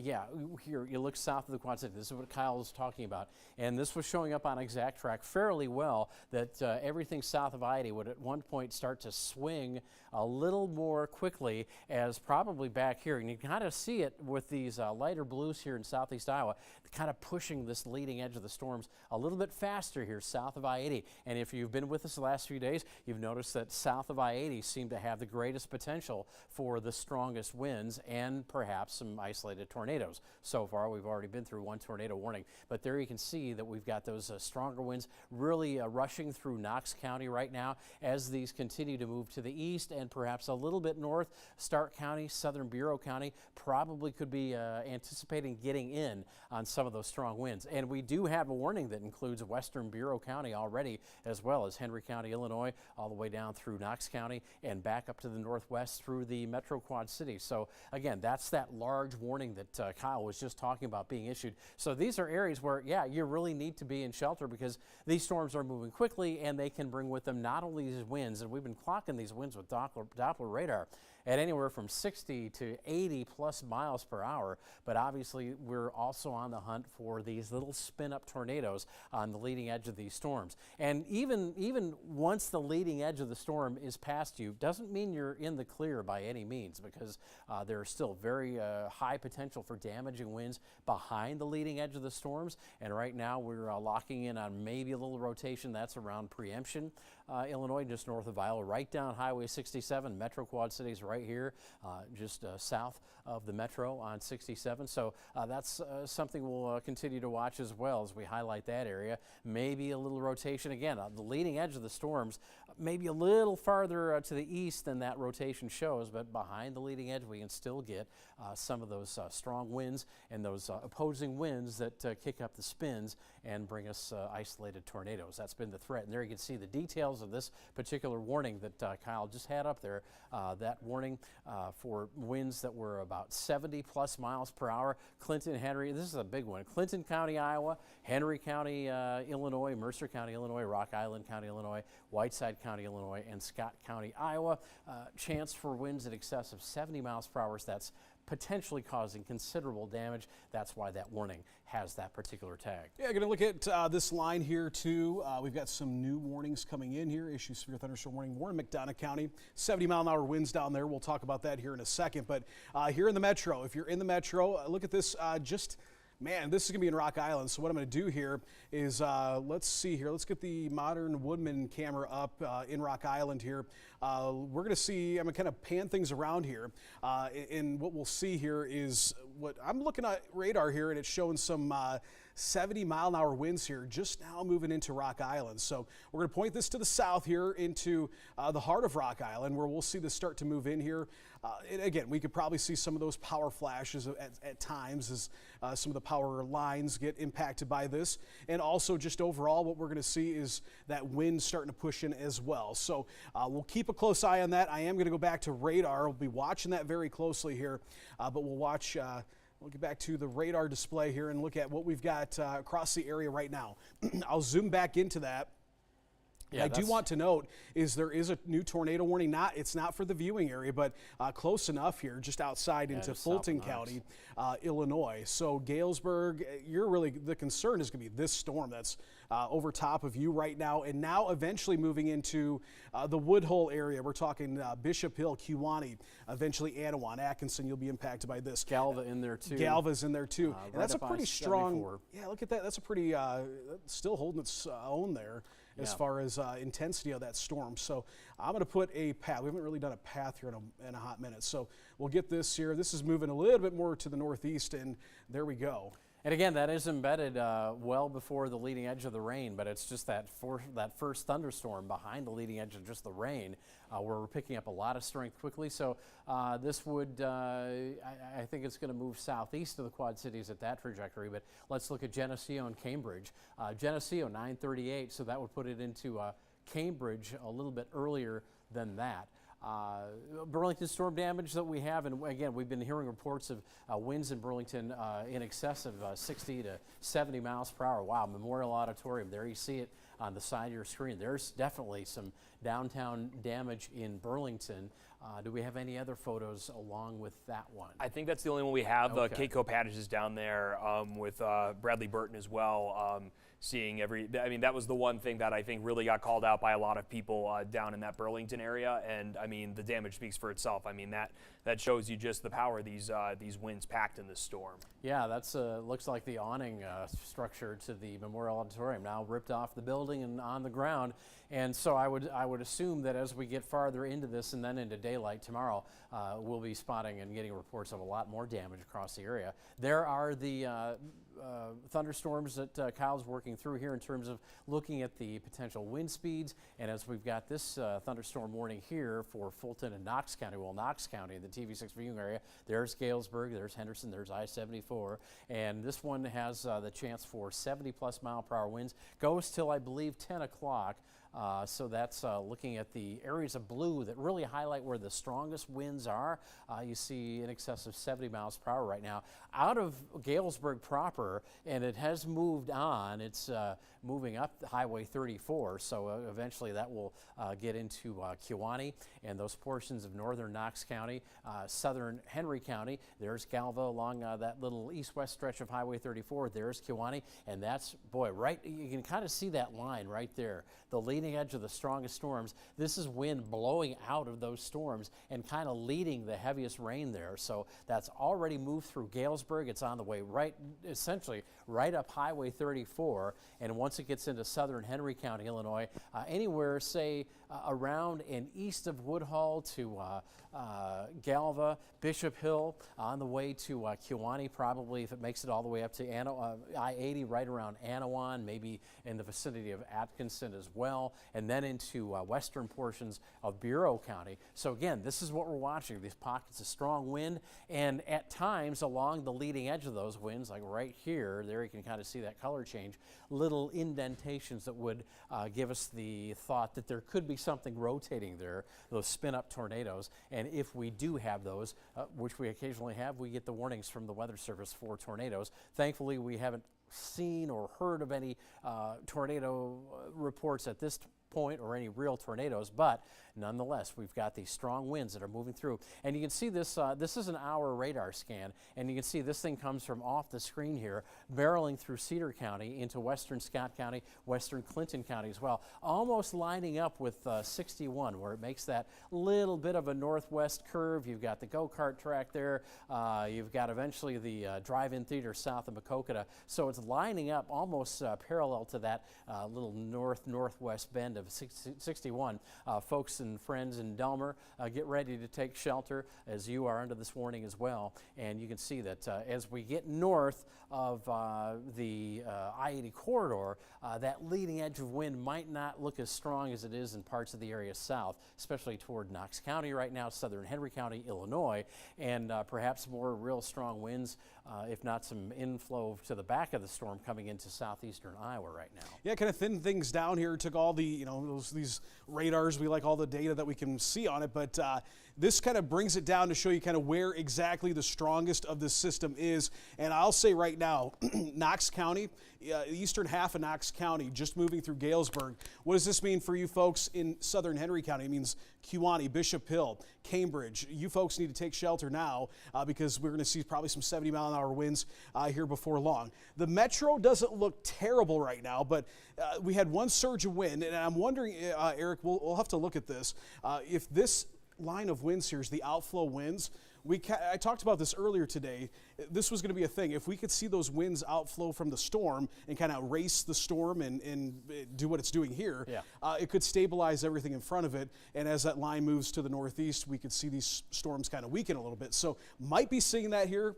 We'll have to check on that. But nonetheless, we still have this pocket of 70 to 80 mile an hour winds here just to the southwest of the Quad Cities that'll be moving in here before long. But also watching that area once again out in Knox County and southern portions of Henry County. Yeah, and I also want to throw out one of our good friends, Mr. Gottschalk up there in Loudon, reporting 60-mile-per-hour winds. So maybe the farther north we're getting, again, slower maximum wind speeds, which is not a bad thing because we've been dealing with some very strong winds south of Interstate 80, pretty much where the Storm Prediction Center pegged the worst of the weather and the strongest of the storms.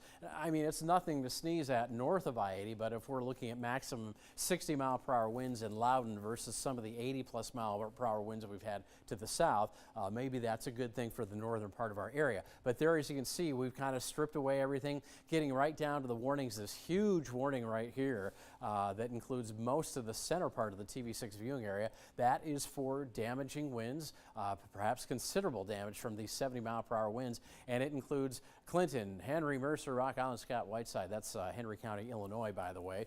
This goes till 10 o'clock, and by the way, time check, it's 9:25.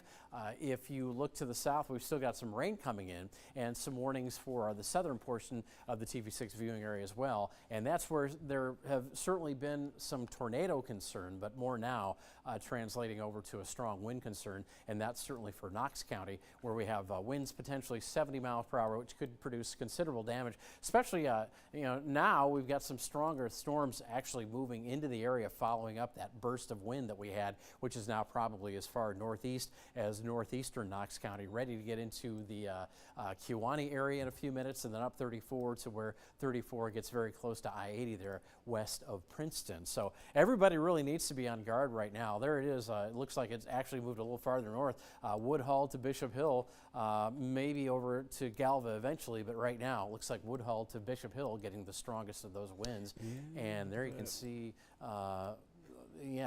some interesting shades along that leading edge of the storms, which might indicate a little bit of rotation. Yeah, that's storm relative velocity I've got on. So that's showing the winds relative to the motion of the storm or the storm motion. So wonder if we might have some circulation going on here. I'm going to point that out where we're looking at right now. Here's Woodhull, be just along I-74 there. So nobody should be traveling right now, especially on I-74 here. But a little bit of rotation going on here. And here's the problem too, folks. I'll take the scope off and we'll show you that underneath this is a pretty strong storm. So that's an area that will most likely have a good chance to see maybe one of those spin-up tornadoes as that storm is growing a little bit. And what we've talked about, in about this time, it's right at the time when that, Eric, that low-level jet was moving in here, and some of those winds aloft were going to be favorable for tornadic activity. So that's going to be a concern here. But if you're in Woodhull, the new update here, it shows this thing continuing on. We're noticing a little uptick in lightning as well. So this is something we're going to be concerned with as it heads into southwestern portions of Henry County, eventually heading off here towards Cambridge, Kewanee, Galva. You should move indoors right now and take shelter immediately. And you're showing on the map there the southern end of a brand new severe thunderstorm warning that just was issued for Rock Island, Mercer, Whiteside, Henry, Scott, and Clinton County. This one will go till 10:15. These are destructive storms near Alpha and Andover, Illinois, with 80-mile-per-hour winds possible. Wind gusts possible. So again, in these areas, you're going to need to take shelter immediately. There you can see it from north of Alexis and Woodhull. That warning goes up to the eastern metro now. You are included in that. And there you can see that new box, which indicates the warning for both sides of the river. Again, Clinton and Scott County in Iowa. And then on the Illinois side, Rock Island County, portions of Whiteside County, Henry County, and then down portions of Mercer and Rock Island County as well. Yeah, and look at what they just did with this. Yeah, so they just upped it to 80-mile-an-hour winds, so this is now once again a destructive storm. So tag destructive here, and now tornado possible. What's happening here is, I mean, you don't see much better depiction of what a push of wind looks like, but look at it's like a backward C here, and that's going to really push out some winds. When it does that, that's when we can also see some spin ups. I'm going to put the storm tracks on. It is on, so I'm not really picking up much in the way of those rotation trackers, but with this type of environment, those become very difficult. Those are better really when we have your supercellular storms, but we're going to keep an eye on this. I'm going to put the scope back on here to look at storm relative velocity. And nonetheless, yeah, we got some, I'd say some weak, broad rotation, but nonetheless, 80-mile-an-hour winds possible with this here as we see this move in close to Cambridge here over the next several minutes here. It's going to move into town. I'm going to put a track on this too, folks, so we can give you the latest timing on this as it moves northeasterly here, and these are the communities that will be impacted by this. This is a smaller area. Now we'll back out after we track this and show you the entire region, because there's a lot of communities at this point under warnings. You're hearing the sirens going off here in the metro. We'll get to that here in a minute, but this portion of this line of storms is at this point the most significant. It's right now over Woodhull, moving northeast here. It's right along 74. And we've got Orion about 9:30. This will be moving in. So here very soon, Orion, this will be moving in, but also Coal Valley, Kelowna, about 9:45, Geneseo. Get ready, because this is something that we're going to keep a very close eye on, because Eric, I'm also noticing some pink starting to show up in here too. So actually looks like it's strengthening. So something to watch very closely. We've got a little bit of rotation in there. Looks like this one will go just to the west of Anawan, but I think it's right now got its eyes set on Geneseo. Why don't we back out and put that into motion Absolutely. a little bit, so we can give folks an idea of exactly where these storms are moving. Sometimes we get it really close and you don't really get an idea of how things are moving. But even back out even a little bit farther than that, and we can see the storm that Kyle's just been dissecting right there, really following that parallelogram of the severe thunderstorm warning that it has prompted. And you can see the western edge might just cut the metro in half here. There it is, with weather deteriorating quickly right along I-74 as it moves north and along 150 as well. And then as we look a little farther east, some storms kind of percolating here in western Bureau County outside of the actual warning box, but those will start filling that in. And as we look a little bit farther west, yeah, we've got some broad rain showers, not a lot of lightning, if any, here to the far west. But again, weather here, although it's probably windy and somewhat wet, it's not quite as intense as what we've got moving through areas just south and east of the Metro Quad Cities. And again, that next line moving into Knox County, right along Highway 74, or Interstate 74 there, that's going to cross around and just east of Galesburg as it moves north toward Henry County, Illinois. We're going to go over to Will now with some more interesting information. Yeah, Eric, we saw that picture from Burlington, Iowa. Our KWQC's Keiko Padich is live there right now. We saw that sign, looks like My apologies, I muted my mic as we were talking about what we were about to do, but we are going out to Burlington with KWQC's Kate Kopatich. She has more from the damage that we showed in a picture earlier to give us more of a scope of that damage, Kate. Yeah, that's right. We've been in Burlington all evening, and we've been here and around 8 a.m. that storm eventually came through. We sheltered in place as the storm moved through, but then after that we heard some reports of damage. So we came to check out one of those reports, and that was at the Memorial Auditorium in downtown Burlington. And I'm going to go ahead and step out of the frame so you can see, but a huge sign has blown over. So that just is a testament to how strong these winds were that came through this area. Really big sign. We haven't seen too many trees down or anything like that in the downtown area, but this sign is definitely got blown over. So yeah, you know, just a testament to how strong those fast moving winds came through. But yeah, it's also kind of raining out here a little bit, but it's not too bad, and it's not as windy as it was earlier at all. So definitely getting milder here. Live in Burlington, Kate Kopatich, KWQC TV 6 News. Kate, thank you for that report. Definitely a testament. We can see, you know, the number of miles per hour winds are going, but, you know, there's something that you just can't replace for seeing just what damage this can do. One note I want to have, I know we were looking at McDonough County and near Macomb as well for a tornado warning early that has now expired. I've reached out to some people there, some people with the tourism industry out there. They say that as far as they know, they can't account for everyone, of course, but they say that they have not heard any incidents of damage or anything significant out of there. So some good news. Hopefully any other reports out of there have the same information as well. One other thing I want to touch on, looks like we have some new power outages near Walcott impacting about 450 people out there. So that those winds continuing to impact our area, Eric. Okay, yeah, and I just want to be the first to correct myself. That was a sign and not an awning. It's been a while since I've been to Burlington. I need to visit you fine folks soon. I hear there's a lot of good new watering holes in that city. All right, here's a look at our warning map right now. And again, we're looking at a tornado warning just south of the area. There you can see the northern edge of it, south of Knox County. But as Exact Track has been showing for days now, the leading edge of these storms would be in the metro by between about 9 and 10 p.m. Well, here we are at 9, and the leading edge, really, at least as far as the heaviest thunderstorms and strong winds, pretty much Exact Track nailed that. And you can see that there are still a few areas waiting for weather. Joe Davis County, a lot of Jackson County, Iowa, all of Carroll County, much of Whiteside County, Illinois, and most of Bureau County. You will get your chance. We've got the showers and thunderstorms sweeping to the north and northeast, and they will swing through your area here within the next hour or so. So here we are at about 9:35, and we've probably got another hour and a half at least to go before we can get these storms out of the area. At least it seems like the severe weather has really been clinging to that leading edge of the storms. And as we take a look now, just south and east of the Metro Quad Cities around Andover, maybe a little a notch there, but certainly some strong winds just north of Andover, where we go over to a little bit of light blue there along Interstate 74, 60 miles per hour, you know, not the highest wind speeds, but certainly within that range that we've been looking for tonight, anywhere from 60 to 70 to 80 mile per hour winds. So as we put the warning boxes on, you can see the active warnings have cleared much of the Iowa side of the TV6 viewing area, except for areas north of the Metro Quad Cities, even west central Illinois, extreme west central Illinois, out of the severe weather threat. It's just that the warnings are following that leading edge line, and this will continue for about the next hour and a half. I'm going to take a trip off the screen to see if we can find any more information from the Weather Service. They've been doing a heck of a job tracking all this,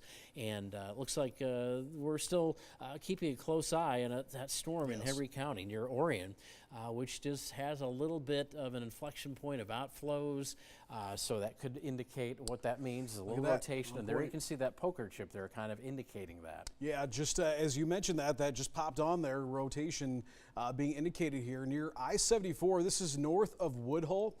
Orion, this is going to be moving right over top of town here soon. So, but you're probably already seeing those damaging winds right now moving into town. But what we're noticing here is we've got this line of activity, but embedded within this line, we've got some areas of stronger activity, and that's certainly what we're seeing right here, kind of like a backward C from Preemption to Orion, now curving around to Woodhull. So it shows that not only are we seeing a big gush of wind out of that storm, but also these types of storms are the ones that we see those rotations and the possible tornadoes. So kind of what it does is it likes to loop back around here, and right where that rotation marker is at is where that rotation would certainly be. So definitely looks like, let's see here, greater than 70-mile-an-hour winds moving right into I-74 with this storm right now. Oh yeah, look at that update, right over top of Orion right now. Yeah, that's the core of that storm, and the rotation a little bit behind it. But I just saw a weather report, and I think it was the Moline 55-mile-per-hour gust at the airport in Moline. Yeah, there you can see that difference in colors that we're looking at. The green's up against the red, and that does indicate some possible rotation. So if you are in Orion or anywhere in these areas of northwestern, I should say, Henry County, Illinois. And there goes a warning, right as we talk about that. New severe thunderstorm warning, but it's a tornado possible. Yeah, there you go. Tornado possible, destructive as well because of the high wind speed potential here. 80-mile-per-hour winds. This one will go till 10:15. And by the way, we will be on the air through the 10 o'clock news as we're continuing our coverage of severe weather, likely because after 10 there will still be warnings and active warnings at that. So a little bit of rotation here. There's 150. There's Orion right there. There's I-74, northwestern Henry County, Illinois. As we put a time on this, Cole Valley about 9:39. It might not be quite the right speed there. Probably about 9:45 for Cole Valley. I'm sorry, I was thinking Cordova. Yeah, Cole Valley probably within the next few minutes. As far as this batch of the storm here with extremely heavy rain, that rotation moving to the north. Did they give us a forward speed on that? Actually, east on this.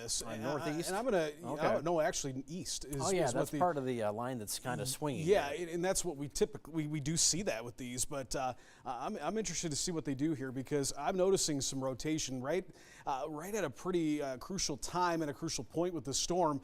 So I would say no matter what, you're under a considerable damage or actually destructive tagged severe thunderstorm warning in places like Geneseo. This is also going to include parts of the eastern metro, the far eastern metro. We're talking Silvis, also East Moline. Moline probably as well.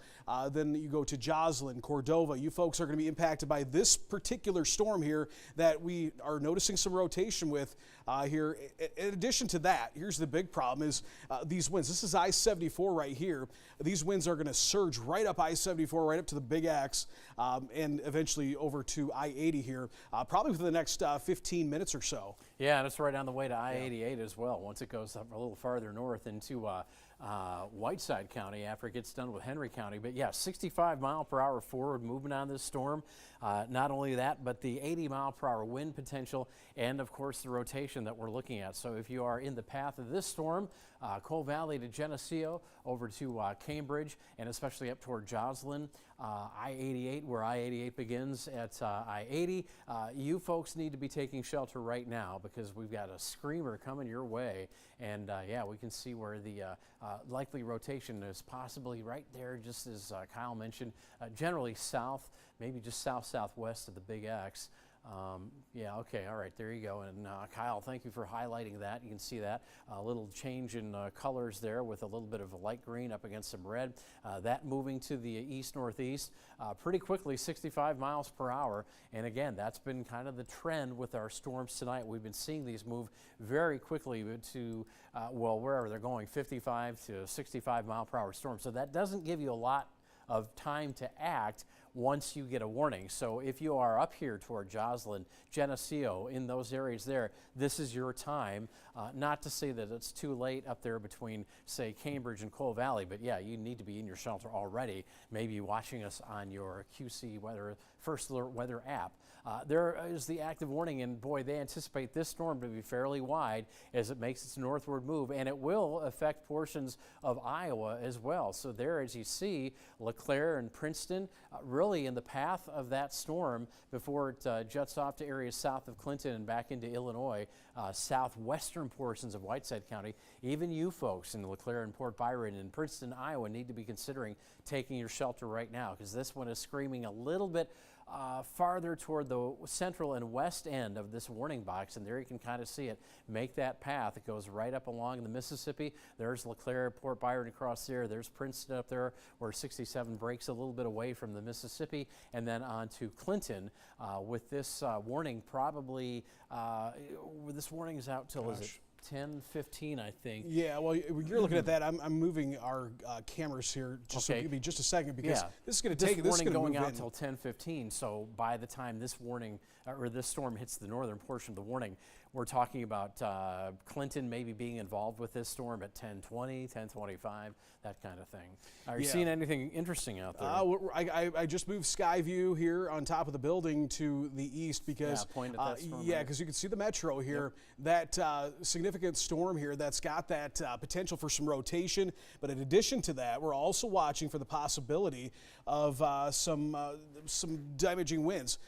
So we're going to watch that very closely here, so we got that pointed. Also, we'll take a look here in a second at our Bettendorf camera that shows some of those heavy rains moving in right now. So it's really starting to impact the metro. So if you're in the metro right now, you want to continue to be indoors.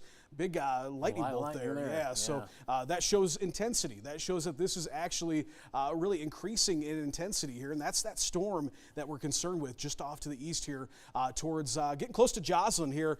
Eventually, I think right now about to cross over I-80. And you can see Kelowna. the lightning bolt there south of Kelowna on our maps. So we just saw light up the screen. Yeah, so that's probably what we just saw. Yeah, so in addition to that, what we're concerned with is that possibility that we have some rotation. That's going to be between Kelowna and Geneseo. I would say right now is where that possible circulation is with this.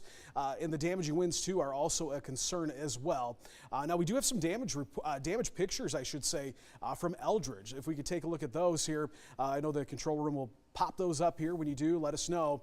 And we're watching, now we're seeing quite a few reports of damage starting to come in here to the TV6 newsroom. So 70-mile-per-hour winds from Cambridge, Illinois. So yeah, that storm is really packing a punch. Yeah, let's take a look at Eldridge right now. And you got some tree on top of a house. That's the concern, folks. We've talked about it all night, where we've had some structural damage with these storms, and certainly here in the metro too, those winds, nothing to mess with. And what is also something to consider, folks, is during the day we saw 30, 40 mile an hour winds. So over time, things can only handle so much wind over such a small, amount of period of time. So once you get these gustier storms to move in, you see these trees topple a little bit easier, and even some power lines. So right now, I wanted to turn our attention. We're watching that storm here in the eastern portion of the metro. I'm going to keep an eye on that. But another storm, I'm getting concerned about this here in eastern Knox County because it's going to move up here to the Kewanee area. And also, this is going to impact Bureau County, talking Princeton, Illinois, western portions of Bureau County as well. This one's heading to you, but look at that. That's a pretty intense, at least a bow echo, but maybe even some new rotation being indicated there southeast of Galesburg. Fast mover, too. Yeah, and as we track that out, the concern is that there you see the little poker chip there. That rotation is moving, as Kyle mentioned, right toward Kewanee. So this warning that is in for Knox County right now, I think it goes till 10. It might be updated. It might be adjusted a little bit. Certainly some very intense rainfall in northeastern Knox County. And there's a look at some of the times that are involved in this storm system as it heads on toward Kewanee by about 9:56, so that's about 10 minutes away. Galva even sooner at 9:48 at these fast forward speeds. Doesn't give you much time to make sure that you get into your safe spot. So do that now. If you are even in Stark County, it looks like this storm is going to be cutting right across Stark County on its way toward Galva and Kewanee. So you want to make sure that you are in your safe spot. And here's what we're talking about here. This storm right here, northeastern Knox County, but then it heads right through Galva, right through Kewanee, a good chunk of Stark County, the smallest county in the TV6 view area, and then it heads into western Bureau County as well, already under a severe thunderstorm warning, just a different one. But again, that's the storm we're most concerned with right now. And as we back off a little bit, there's that other storm that's, we'll zoom into that one. That's just getting into the metro, the eastern metro right now. Very strong part of this storm right there at I-88 and I-80. And there you can see it's going to show up right there, north of Highway 6 and north of Interstate 80 near Kelowna. New warning, we just had so I can just hear the sirens going off again through the building. But again, this is another one that's got a little sign of some possible, if not rotation, some very strong leading edge winds here. As you can see. Yeah, they're continuing with that 80-mile-an-hour winds. So that's going to certainly set the sirens off here across the TV6 viewing area. I'd like to go over here eventually.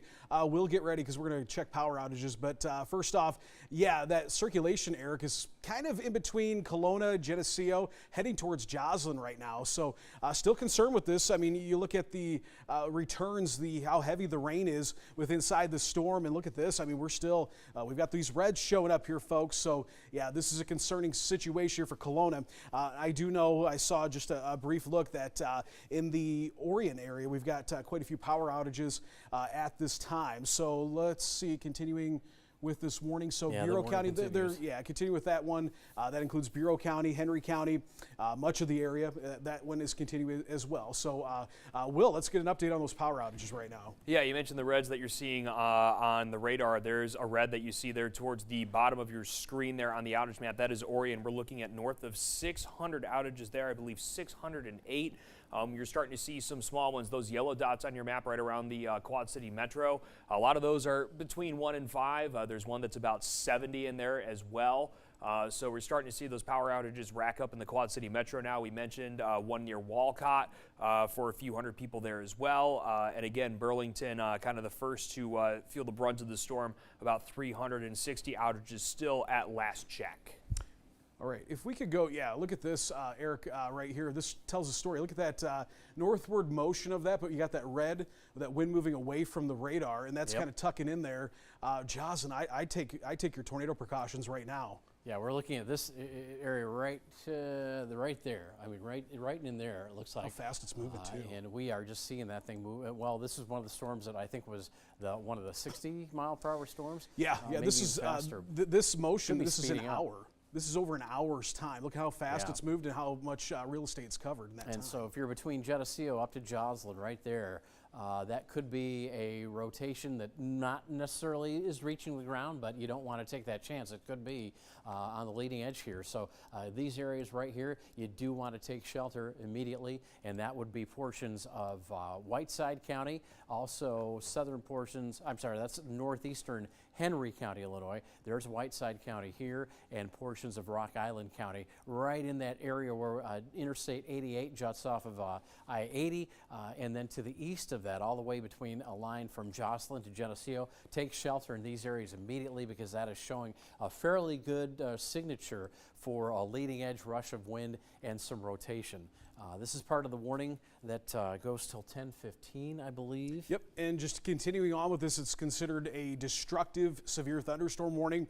And that's because within this storm as well, we're seeing 80-mile-an-hour winds. And I think we did have some of that move through the metro too. Here, as we're seeing reports of some structural damage. We showed that picture there of a tree that fell on a building there in Eldridge. So, but also in addition to that, they have this marked as a tornado possible. So the concern is there, folks, into the Joslin area up to that northern fringe of Rock Island County there. So we're going to watch that very closely. I want to back out because we had that other storm that we were concerned with here. Oh, look at Kewaunee about to get into some pretty nasty stuff here soon as well. I bet you even down towards places like Galva as well. So this one, I'm going to back out just a little bit here and we can put a better track on that. But yeah, this one's also concerning too, a little bit heavier activity down here towards the Kewaunee area. So Kewaunee right here. So you're about to get a pretty nasty storm here moving in with some damaging winds up to 70 miles an hour possible with this storm. But again, we want to watch for the rotation potential with these storms. And where we've been seeing these rotations, Eric, has been centered in that area that was put under that level 4. So really has kind of lined up exactly where the Storm Prediction Center, where we thought this was going to be. The First Alert Weather Team kind of had this pinned down here. South of Highway 30 was generally where we thought the most significant would be. And so that is an area that is favored for some rotation and stronger, more significant severe weather. So if you're in Kewaunee, Toulon, eventually here, southwestern portions of Bureau County, we're talking to Ponset, also towards Sheffield, Mineral, your folks are going to be in line with this. Even up to as far north as, I'd say, Anawan and Atkinson as well. You'll probably get into this as in addition to areas in western Bureau County. But you can even see a little bit of spin on radar there too, as these this storm kind of got the northern part of it is moving to the north, to the due north, and then the other part here just east of Galesburg, kind of pushing a little bit further to the east. So a little bit interesting movement on this. Yeah, all right. Well, let's do another north to south drop on the radar. Let's see everything that we have right now in terms of active warnings. And first, we'll hold it right there. You can see that the leading edge, the strongest storms, just kind of making their way in extreme eastern Iowa and then now into west central Illinois and a little farther in as well, and still around here in the Metro Quad Cities. But if we widen it out a little bit more, you can see that the back edge of the system certainly already wrapping into portions of southeastern Iowa right there. As we look to the west, that is the back of the line. So as these warnings move to your east, you are out of the warnings, and at least your weather will start to be improving. But as we take a quick look here north to south, we'll go on and give you the times of all these warnings that we have right now. Oops, didn't mean to do that, but here we go. All right. First of all, in the north, we have a little portion of Jackson County there, along with that Dubuque and Jones County warning. This goes till 10 o'clock, so we only have about 8 minutes left of this warning. However, you can see some extremely heavy rain back southwest of Anamosa. We also have for, let's see, this warning right here in the orange, that means considerable damage possible, the 70-mile-per-hour winds. Clinton County, Iowa, Henry County, Illinois, Jackson and Scott County, Iowa, Rock Island, Whiteside County, Illinois. Then we have the possible tornado, this destructive severe thunderstorm warning, which includes the eastern metro, Clinton, Rock Island, Scott, Whiteside, Henry County. This goes till 10:15. So really in about the next 20 minutes, we'll be losing some of these warnings. But again, destructive with a tornado possible. Kyle's been telling us about that. And then we get to the southern portion of the TV6 viewing area, and really there isn't much left that we are concerned about. Still eastern Knox County dealing with some pretty strong storms, but those are on the way out. However, they're coming out of Knox County, where they're actually going is into portions of Henry County and Bureau County, Illinois. And there you can see what we're talking about right there, moving to more north than east, but eventually this swings through all of Bureau County. Princeton, dry right now for the most part. Well, it might be a little bit of rain there, but your weather will deteriorate now as we go through the next few hours. So that's a look at the active warnings right now, and you can see that we're most concerned about that potential tornado in the severe thunderstorm warning that does include parts of the eastern metro. Yeah, got a new warning here for Carroll, Clinton, Jackson, Joe Davies, and Whiteside County. So this now includes Sterling. It's taken in that additional activity that's kind of back building here, and eventually Sterling, Rock Falls are going to be in this pretty soon here, but continue to watch that. But details on this until 11:15. So this is going to be with us for a while here. But 70-mile-an-hour winds and considerable damage threat with this. I want to go back out here and take a look at some of the other warnings that we've been showing you, most notably here in the Metro Quad Cities. Okay, we've got this one. It has been a storm that has once again sounded the sirens because it is a destructive storm, and also concerned about that potential tornado. So let's go back in here. We're going to go to the relative velocity. We're still seeing, look at that notch there. Yeah, still, it's still Joslyn. really going near Joslyn. So again, and you can see that tucking in there. I'm really quite surprised we don't have a warning with that because that is a pretty pretty textbook notch there. Yeah, and another thing about this, I'll only jump on the screen real quickly here, about the movement of those winds as Kyle is showing. Here we go. Red in this case indicates away, green toward, and we're talking about right there. That's the radar site at the Davenport Municipal Airport. So we've got the reds moving away, the greens moving toward, and that is a pretty good signature for rotation. And now we've got the TVS, our tornado vortex signature. So we'll keep a real close eye on that severe thunderstorm warning. Again, it's yellow on this particular map, but this is a severe thunderstorm warning that was tagged tornado possible. And there it is. And again, north of Joslin, right up along Interstate 88, as we take a look there at where the say between Joslin and then the exits off toward Erie and Prophetstown. So it's going to be a little bit west of there, moving to the north at probably a pretty good clip. This one, I think, north at about 55, 60 miles per hour. Let me check on that. That one, they've all kind of been varying between 65 and 70 miles an hour, Eric, but this one tags 65 on that northeasterly movement. So I would continue. This is going to be a situation we continue to watch here as it makes its way into Whiteside County, southeastern portions of Whiteside County. So Prophetstown might just go to your west. It actually might start to kind of move up. It's right now kind of moving up I-88 essentially here. So between Cordova and roughly Cordova and Joslin is that area of circulation that we're noticing. So we're going to keep a very close eye on this. I'm concerned about it, so we'll keep an eye on that part. But let's take a look down here into portions of Knox and Henry County where we continue to watch that storm starting to move through here. We're going to go back to radar, and you can see that we still have, that. Oh, wow, we got another TVS here. Let's check that out because that means tornadic vortex signature, which means rotation enough that possibly we have a tornado. So let's see if we can see that here. And it might just kind of be the deal, what we're kind of seeing here up into the metro, where it's starting to line out here where we can get some of those inflow notches. So it's kind of picking that up. But nonetheless, here I'm going to back out and show you the motion on this as it moves its way. Right now, moving into Kewanee. If you're in Kewanee, get ready. This is moving into town for you folks. But also, this is continuing to track off to the northeast towards Princeton and parts of Bureau County here. Before long here, Princeton, you're going to be under a warning. Probably should see that. I would think that they should be issuing that here. I'd say any second. We're going to see the rest of Bureau County highlighted in that. So watching that, there's actually a hail icon being picked up there just south of Princeton. I don't see, and look at that, there's that warning we were just talking about. Bureau Putnam County now under a warning. I'll see what this is for. It looks like they're going to go 70 mile an hour winds on that. So we're watching this now, Bureau County, Princeton.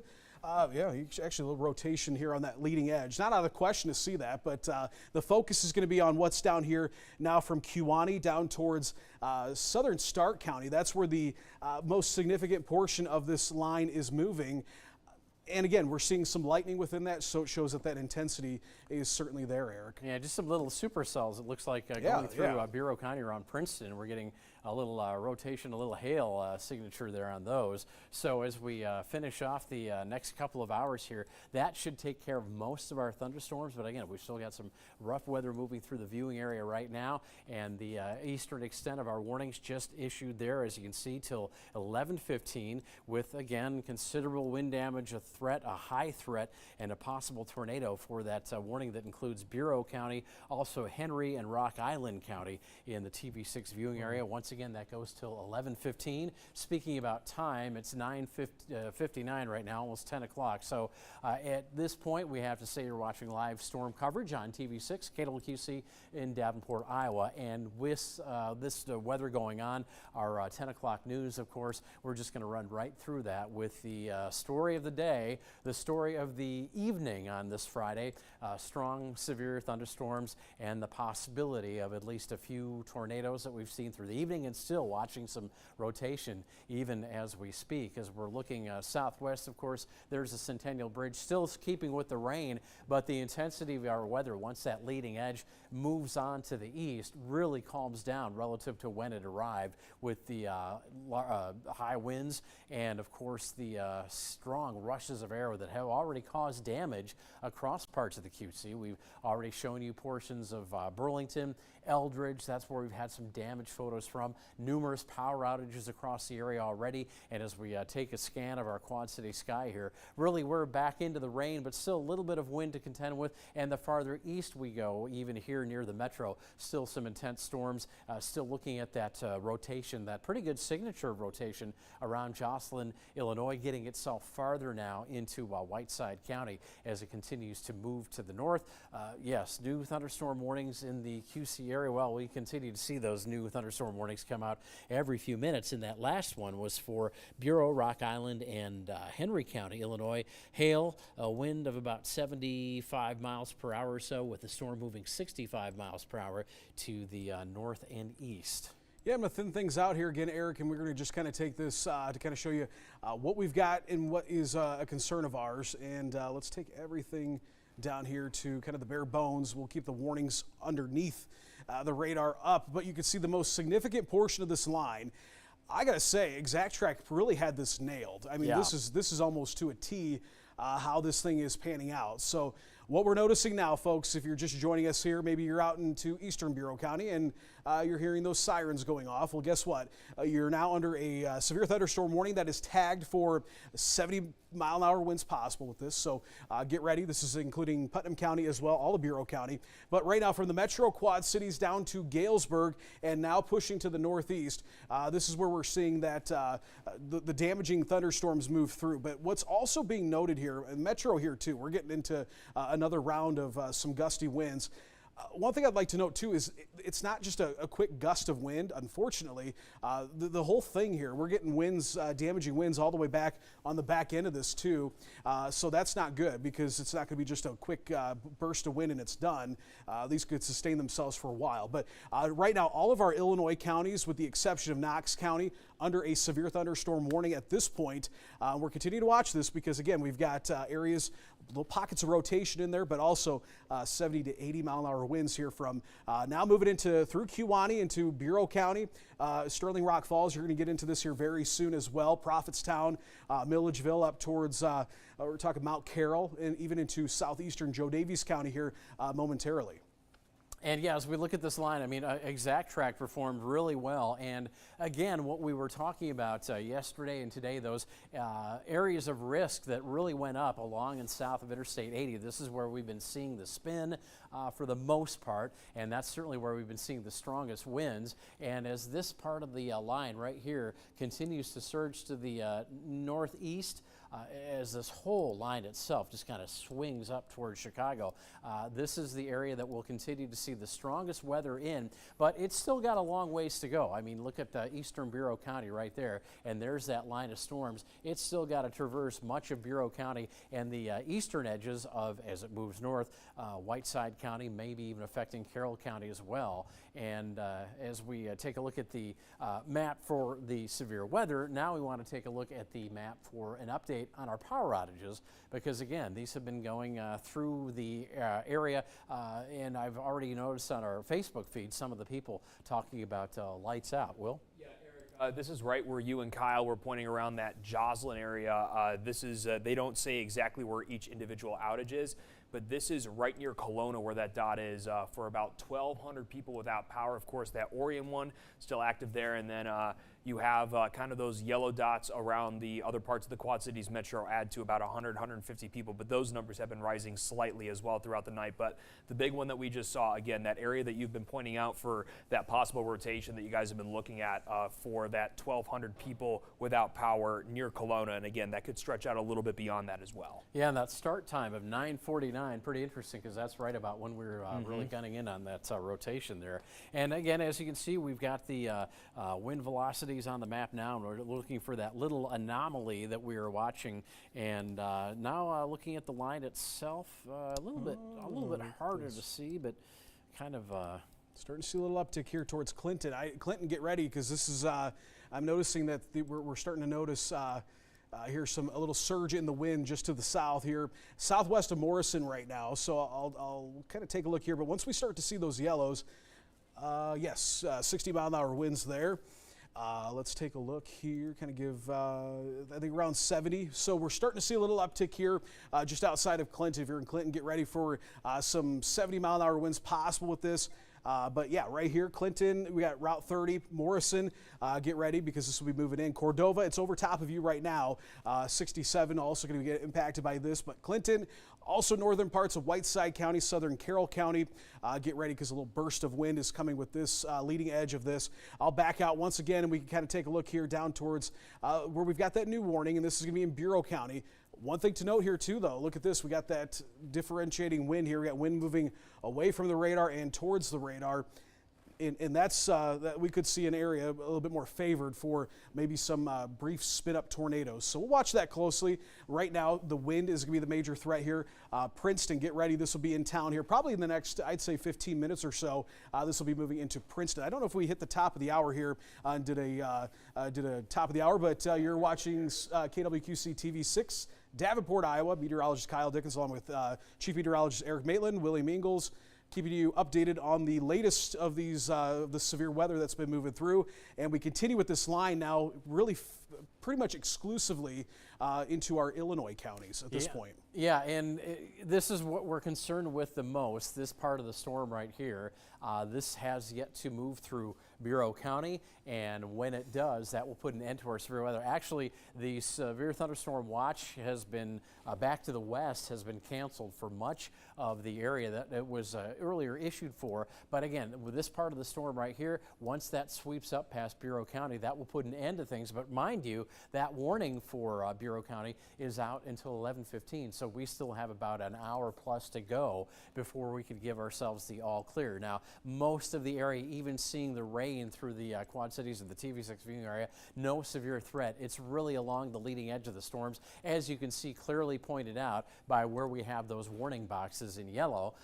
And to talk about that small warning right there, again, that was the Clinton, Rock Island, Scott, Whiteside area of rotation. That's been taken out, though, the mention of rotation or tornado. Still destructive wind threat, though. Look at that, 80-mile-per-hour winds possible. This particular warning goes until 10:15, and I'll outline it right here. It's very hard to see at this distance, but it's just a little portion of Scott and Clinton County, and then across the river over into Rock Island County, and also portions of Whiteside County as well. So remember, at this point now, if you have damage at your property and you can safely let us know what it is via picture or getting on our Facebook page and giving us a little message there, we'd really like to know what these storms have done across the way, because it's all part of the story, not a story that's done completely yet, because again, we've still got a tier of counties here to get through, get the severe weather through. And again, that's going to take probably the better part of the next hour before we can give you the all clear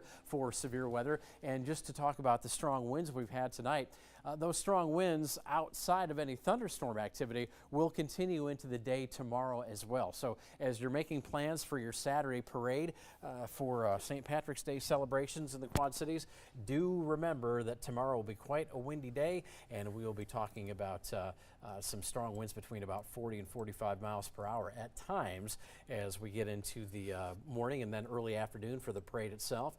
There you go, putting everything into motion. Yeah, they're going to be canceling that warning. Or allowing it to expire, I should say, here for that little tiny warning you just showed there, as that has kind of been taken up by that new warning that they issued here for for Whiteside County, Clinton County, also up into Joe Davies County. So yeah, they kind of trimmed it back a little bit there, but nothing wrong with that. We're continuing to watch, though, the possibility of some damaging to considerable damage, maybe even destructive winds here moving into Bureau County. Yeah, we continue to watch that. The uptick in lightning, though, but look at what's happening here north of Kewanee, actually, right now, is that backward C once again taking shape here. Yeah, and guess what? We saw with that last one that we saw, we saw some rotation. We didn't have a tornado warning for it. It was tagged tornado possible, but now we're getting reports of a lot of power outages and potential damage out there. So I would take this seriously here if you're in Bureau County, western Bureau County, moving through Kewanee. Now it's going to up the I-80 corridor here towards Mineral, Sheffield, also towards Atkinson, Anawan. Get ready. This will be moving into town. And once again, we're starting to see some lightning there, which indicates that the intensity on the storm is starting to increase. And eventually, Walnut, Illinois, northwestern parts of Bureau County, going to be New Bedford, even down towards Tampico, into Whiteside County, and maybe even make it as far north as Sterling Rock Falls here.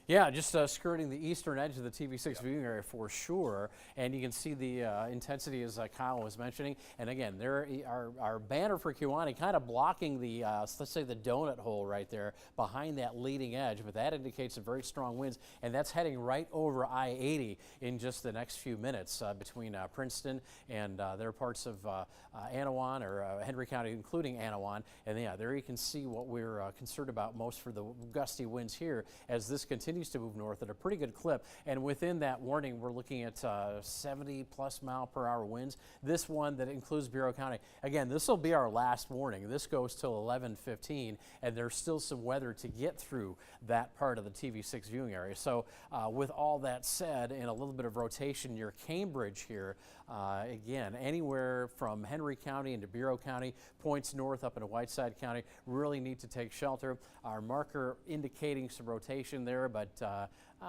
maybe a little convoluted, kind of tough to see. But nonetheless, we do have this surge of winds right here, just to the north of Kewanee, heading toward I-80 and Anawan. So again, as we put some markers on that, yeah, you can see that that's really starting to probably blow pretty hard as you get around Kewanee and over to the east as well. Yeah, we'll take a look at this, and let's put a track on this because, here's the deal, folks. A lot of communities, about everybody's going to have some sort of impact from this.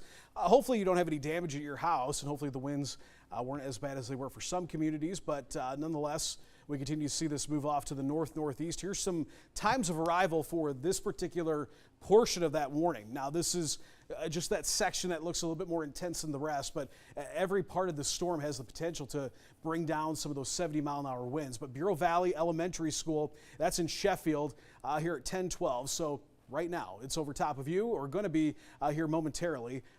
Also, we're talking Hoople here, New Bedford, Tampico, 10:25 in Tampico, so that makes its way into portions of Whiteside County about 10:25, Walnut to about 10:30, and then eventually Sterling Rock Falls about 10:30, maybe 10:40. That'll start making its way into town. So I'll take this off, and what we'll do is we'll put this in motion here once again to kind of show you how this has progressed. But I do want to let you know that that warning for Clinton, Rock Island, Scott, and Whiteside has just been allowed to expire. Good deal there. So okay, so I think right now the focus is going to be out here into the eastern portions of the viewing area. So once again, if you're just joining us, we've got some significant severe weather that has panned out here, unfortunately, with that line of storms that has moved in here. Now we're tracking this area, kind of this backward sea from near the Toulon area here all the way up here towards Anawan. That shows, kind of indicates a surge of winds coming out of the storm, and we could see not only that, but also you're seeing these little rotation icons pop up throughout that area.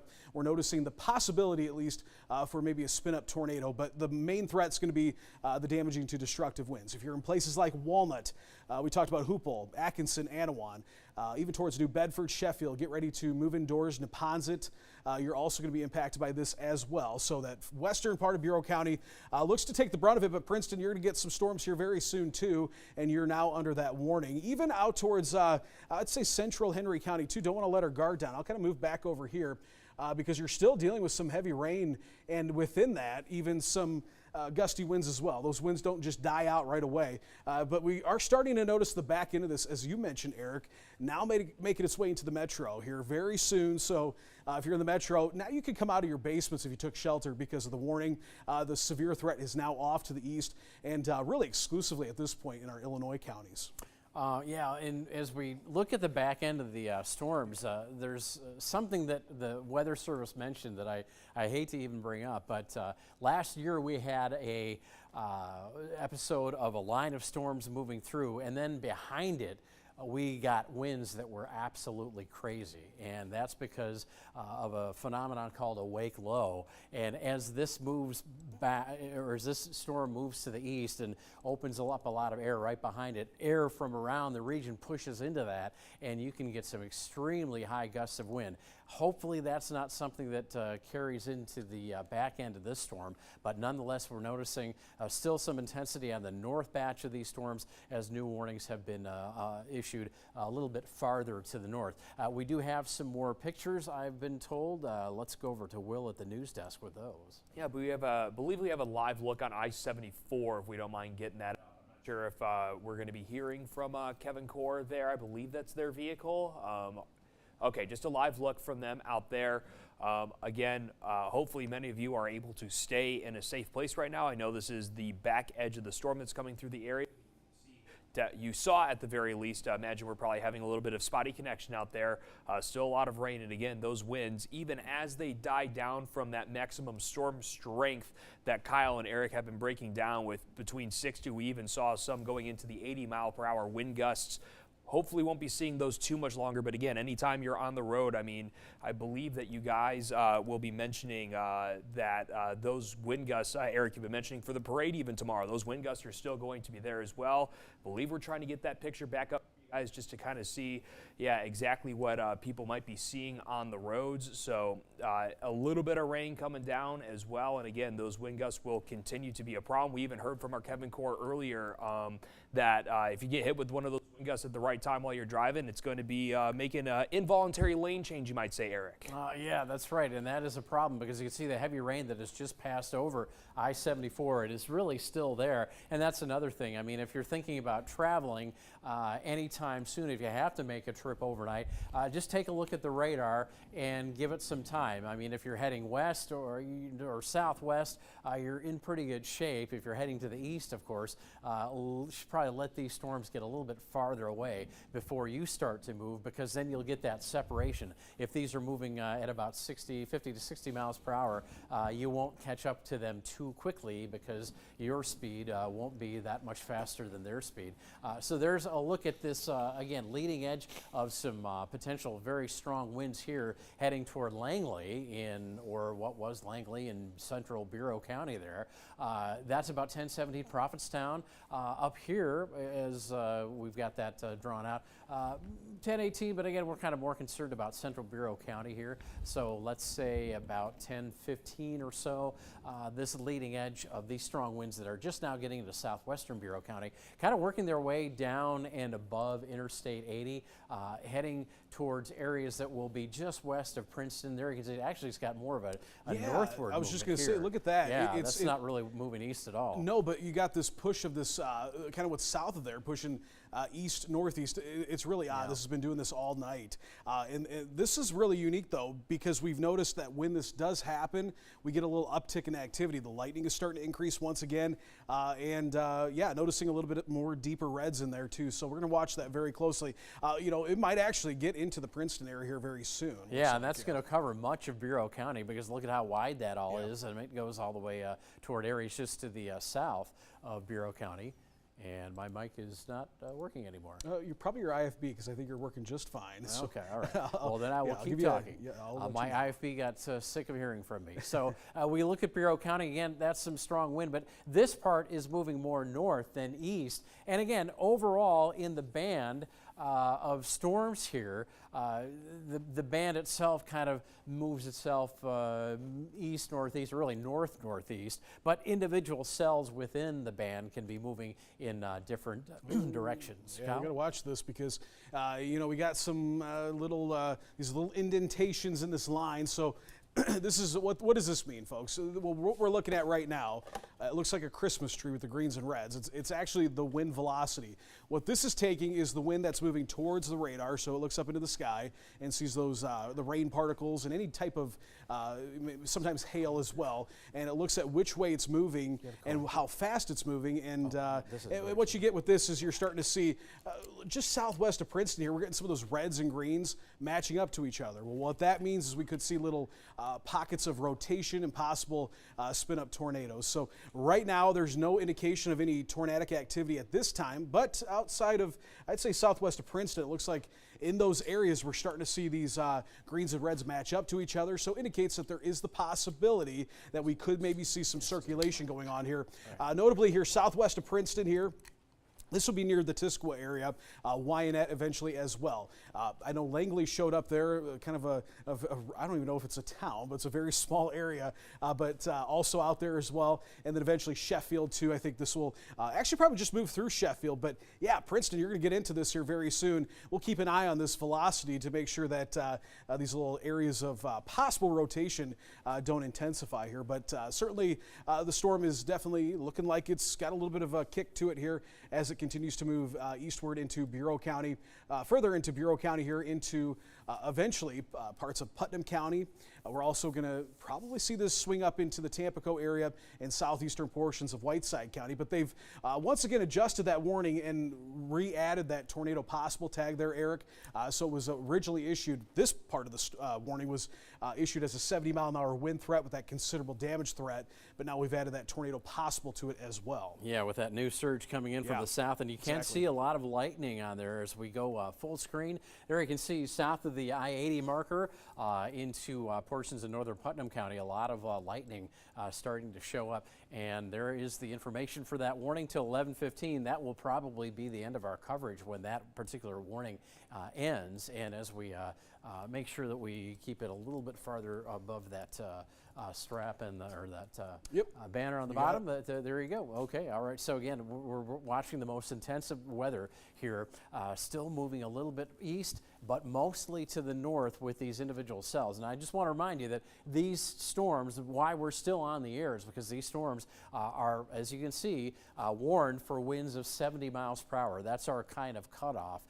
When they go 70 miles per hour or above, we're on the air, tornado or no tornado, because again, as we've already seen, and we probably haven't seen more than about 5% of the damage that's happened out there tonight. We have had damage from these thunderstorms, and at this point, no confirmed tornadoes, but certainly some rotation that we've seen that has prompted the issuance of some tornado warnings. So again, looking around the viewing area, this is Carroll County here, down to Whiteside County, and we're looking at perhaps a little bit of rotation in some of these storms. Everything's very scattered right now, and this was a rather broken line of storms. It wasn't a typical, what you consider, line of solid reds and deep reds moving across the landscape. This was just a lot of separate thunderstorms that have just been moving together en masse right now. Here's a look at the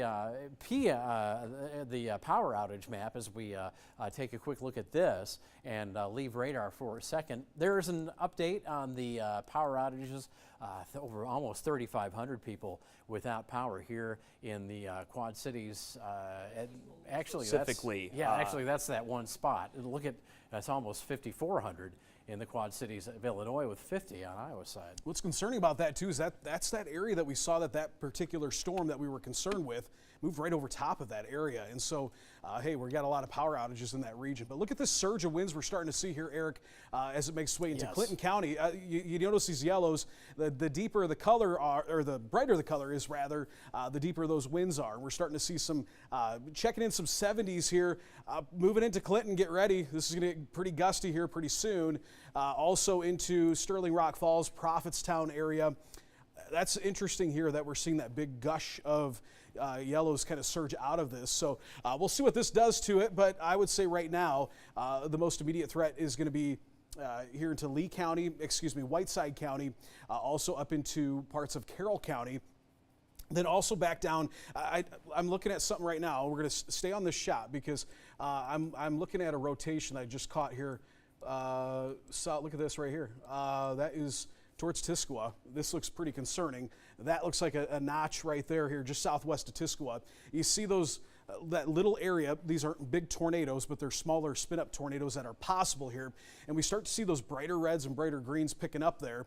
That's an indication that we could have some circulation. If you're in Tisquoia, go ahead and move indoors. At least at this point, wouldn't be a bad idea to take your tornado precautions because, again, the threat is there that we could see spin-up tornadoes. This warning does carry that tornado possible tag. So I would say Tisquoia, eventually to Princeton here, the Route 26 corridor, maybe even up towards I-80, I-88. So we'll see what this does here. But yeah, new area of circulation here into portions of southwestern and south central portions of Bureau County here. So again, concerning there, this is east of Route 40, probably right around, I'm going to zoom in a little bit here. We can probably see this probably on the Kentville or close to it. Let's see, Kentville Road's right there. So Kentville's here. And yeah, just Kentville, Wynette, Walnut, Blacktop there. That is where that area of circulation is centered. It's heading right towards Tisquoia there. So yeah, concerning there, again, that warning does carry that tag that is there, that current severe thunderstorm warning. It says, not only considerable damage threat because of the 70-mile-an-hour wind potential, but also maybe some possible tornadoes. So going to watch that very closely here. Again, right now, area of circulation here just to the southwest of Tisquoia, Eric.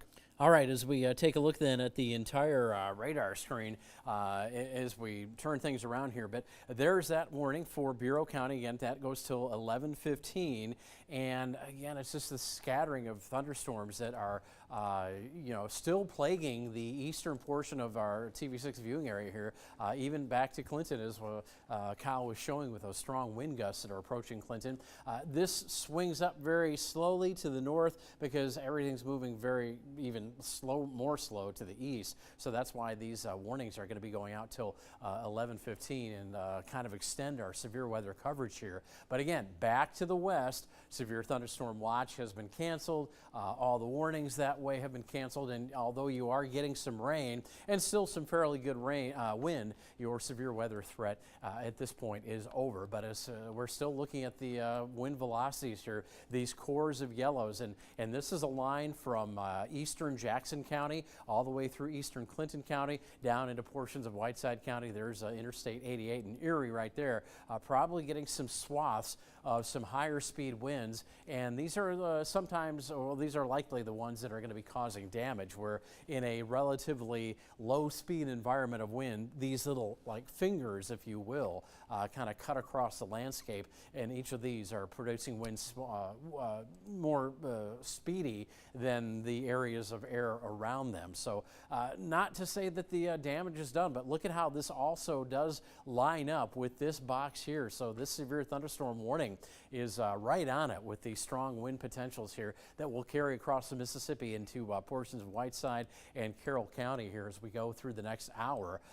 It's going to take them that long to get through the rest of the TV6 viewing area in those portions of Illinois. And again, here in Princeton, Bureau County, I should say, we're still looking at these little, there's that little notch near Tisquoia there. You see that bright green next to the red. That could be a little bit of an area of rotation, and that looks to be the most suspect part of that particular line. So if you are in Tisquoia, you'll want to be taking shelter right now, or in these areas that are just north of town, because this is moving to the northeast toward Interstate 80, and that's something that we're a little concerned about showing up on radar. Some fine detail here, but again, what we tend to look for along the leading edge of the stronger winds are these little spin-ups, and they can be very small. Although it was interesting, Kyle, because when you did zoom into it, it did take up around a block or two of county roads. So yeah, they're kind of hard to find, but once we can find them, we can zoom in and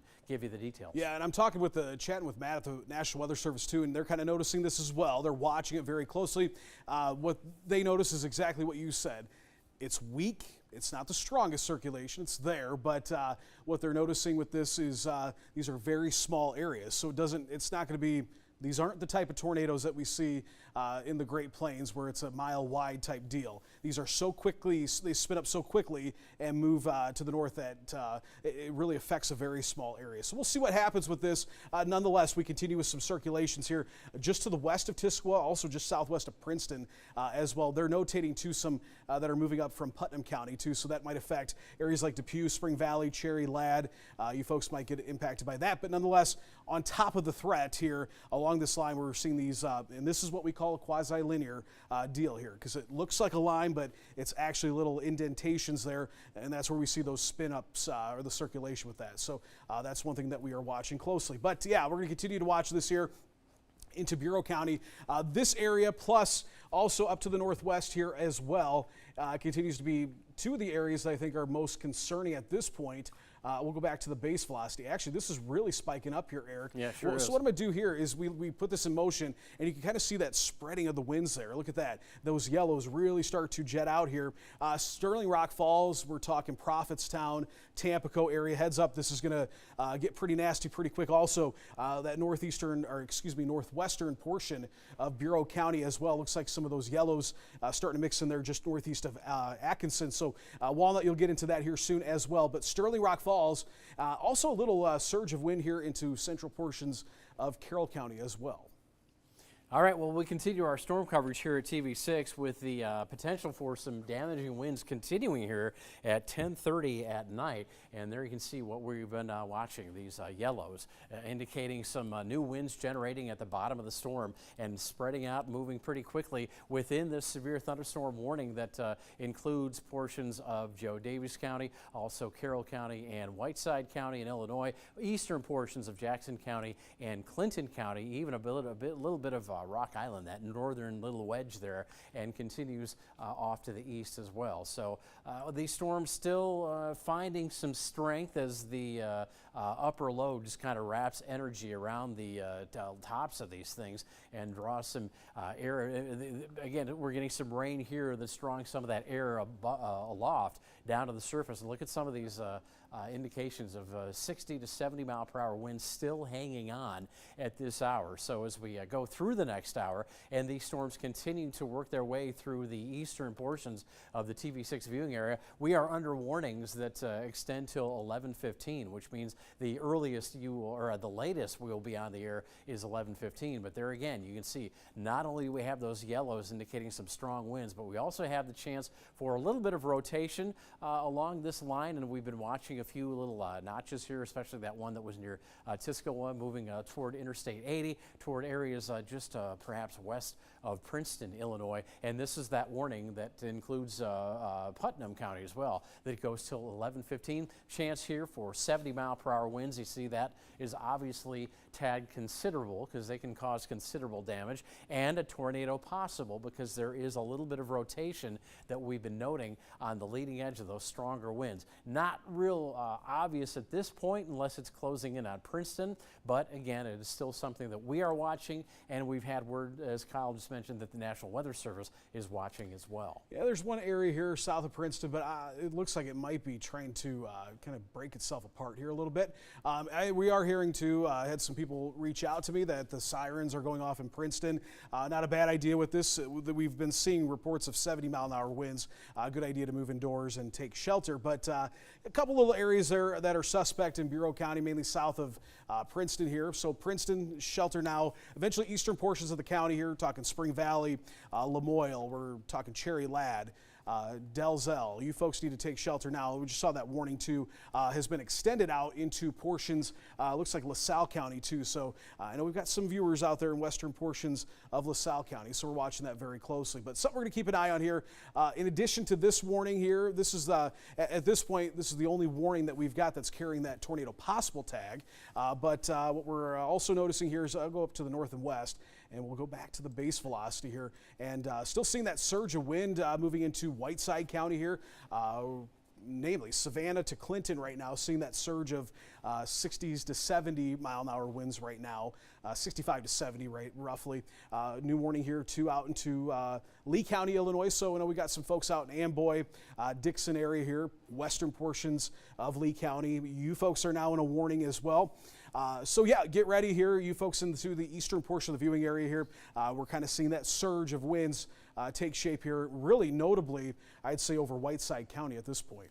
Yeah, and Henry County, Illinois, no longer in a severe thunderstorm warning. That's good news. At this point, as I try to find some more info. But again, we're dealing with the warnings that include portions of Joe Davies, Carroll and Whiteside County in Illinois, also into Bureau County, and then that extreme eastern portion of Iowa, which is made up of portions of Jackson and Clinton County as well, a little bit of Rock Island County. But as those winds work their way to the east, and you can see those between areas just to the south and east of Savannah and Sebula, Iowa, down through Clinton into the I-88 portion of Whiteside County. Those will work their way to the east fairly quickly, and then by 11:15, that warning that does include Bureau County will eventually expire. Yeah, I'm going to go back up here, and we're going to put some times of arrival. We want to track these out here. Can I get the leading edge? Oh, that's going to be a little rough here. Let's get more like this here. We're going to go kind of northeast here. And let's talk about some cities that are going to be impacted by this. Tampico here in about a minute. This will be moving into town here if it's not there already. New Bedford 1036, 1039 Woodland area, Mount Carroll 1040, Sterling Rock Falls. We've been pinning this time about 1030, 1045. Continues on here, but this is kind of that western portion of that storm now surging to the northeast here. We go down the list here. Lanark 1046, Ohio, Illinois, northern parts of Bureau County. We're talking 1050 for you. And then also Dixon, and then eventually outside the TV6 viewing area here into north central or northern portions of Illinois, I should say. But yeah, that is the area that is got the at this point the most substantial winds. Looks to be here into far northwestern Bureau County, northern Henry County, all of Whiteside County, so Sterling Rock Falls. Again, we've been calling out your name here for at least about the last 15-20 minutes. Get ready, and then also into Carroll County here as well. All right, continuing coverage of severe weather here at TV6. If we take a look at the reflectivity base map as a whole for the entire area, we can give you an idea of exactly what we've got going on right now. We'll do that without the queries, and as Kyle backs out, we can show you what we've got in terms of active severe thunderstorm warnings. Now, mainly, as you can see, this just got updated. Clinton County and Jackson County out of this particular warning right now, but it still does include Carroll, Joe Davies, Whiteside County, and we've got that warning for Bureau County as well. If you are to the west, you are no longer in severe weather threat, and then we can pretty much say all of the Iowa counties of the TV6 viewing area are severe weather free, still have some showers and thunderstorms though. As we work our way into Illinois, portions of the viewing area that include Henry County, now Rock Island County, and all counties south are not in a severe weather warning at this point, and that will probably continue to be the case. We're continuing to watch the leading edge of this line and some wind that is following the leading edge. That's those strong surface winds now that are blowing into Joe Davies, Whiteside, and Carroll County here, and then of course still watching that potential rotation along with some heavy winds for Bureau County right now. And again, as this works its way to the north and east, you can kind of say what I've been talking about earlier tonight, that tentacle, if you will. The center of the storm is the head of the octopus. This tentacle here, as it's swinging through Illinois, it's lifting up to the north, but also moving to the east, and it really is more of a threat down to our south. Yeah, that's quite the wide shot here on our radar, but you can see really the strongest of the thunderstorms, thankfully, appear to be all out of the TV6 viewing area, but this is where we're really deep into that level 4 risk as we went into this event, and that's where the tornado watches have been throughout this event as well. Lots of lightning still as we're taking a look at some different products here down towards St. Louis. Yes, active tornado warnings, but as we go back and widen this out for the QC, let's show the QC perspective of what we have going on here. You can put the clouds in too, because I do want to mention what's going to be going on for tomorrow. As we go through the night, it looks like we're actually going to clear out for a while. This is some dry air wrapping back into the center of the low, which is back up here. However, because that low is still going to be in the neighborhood as we get into the day tomorrow, still going to be a lot of wind wrapping around that. So that's why we're still looking at tomorrow's parade time.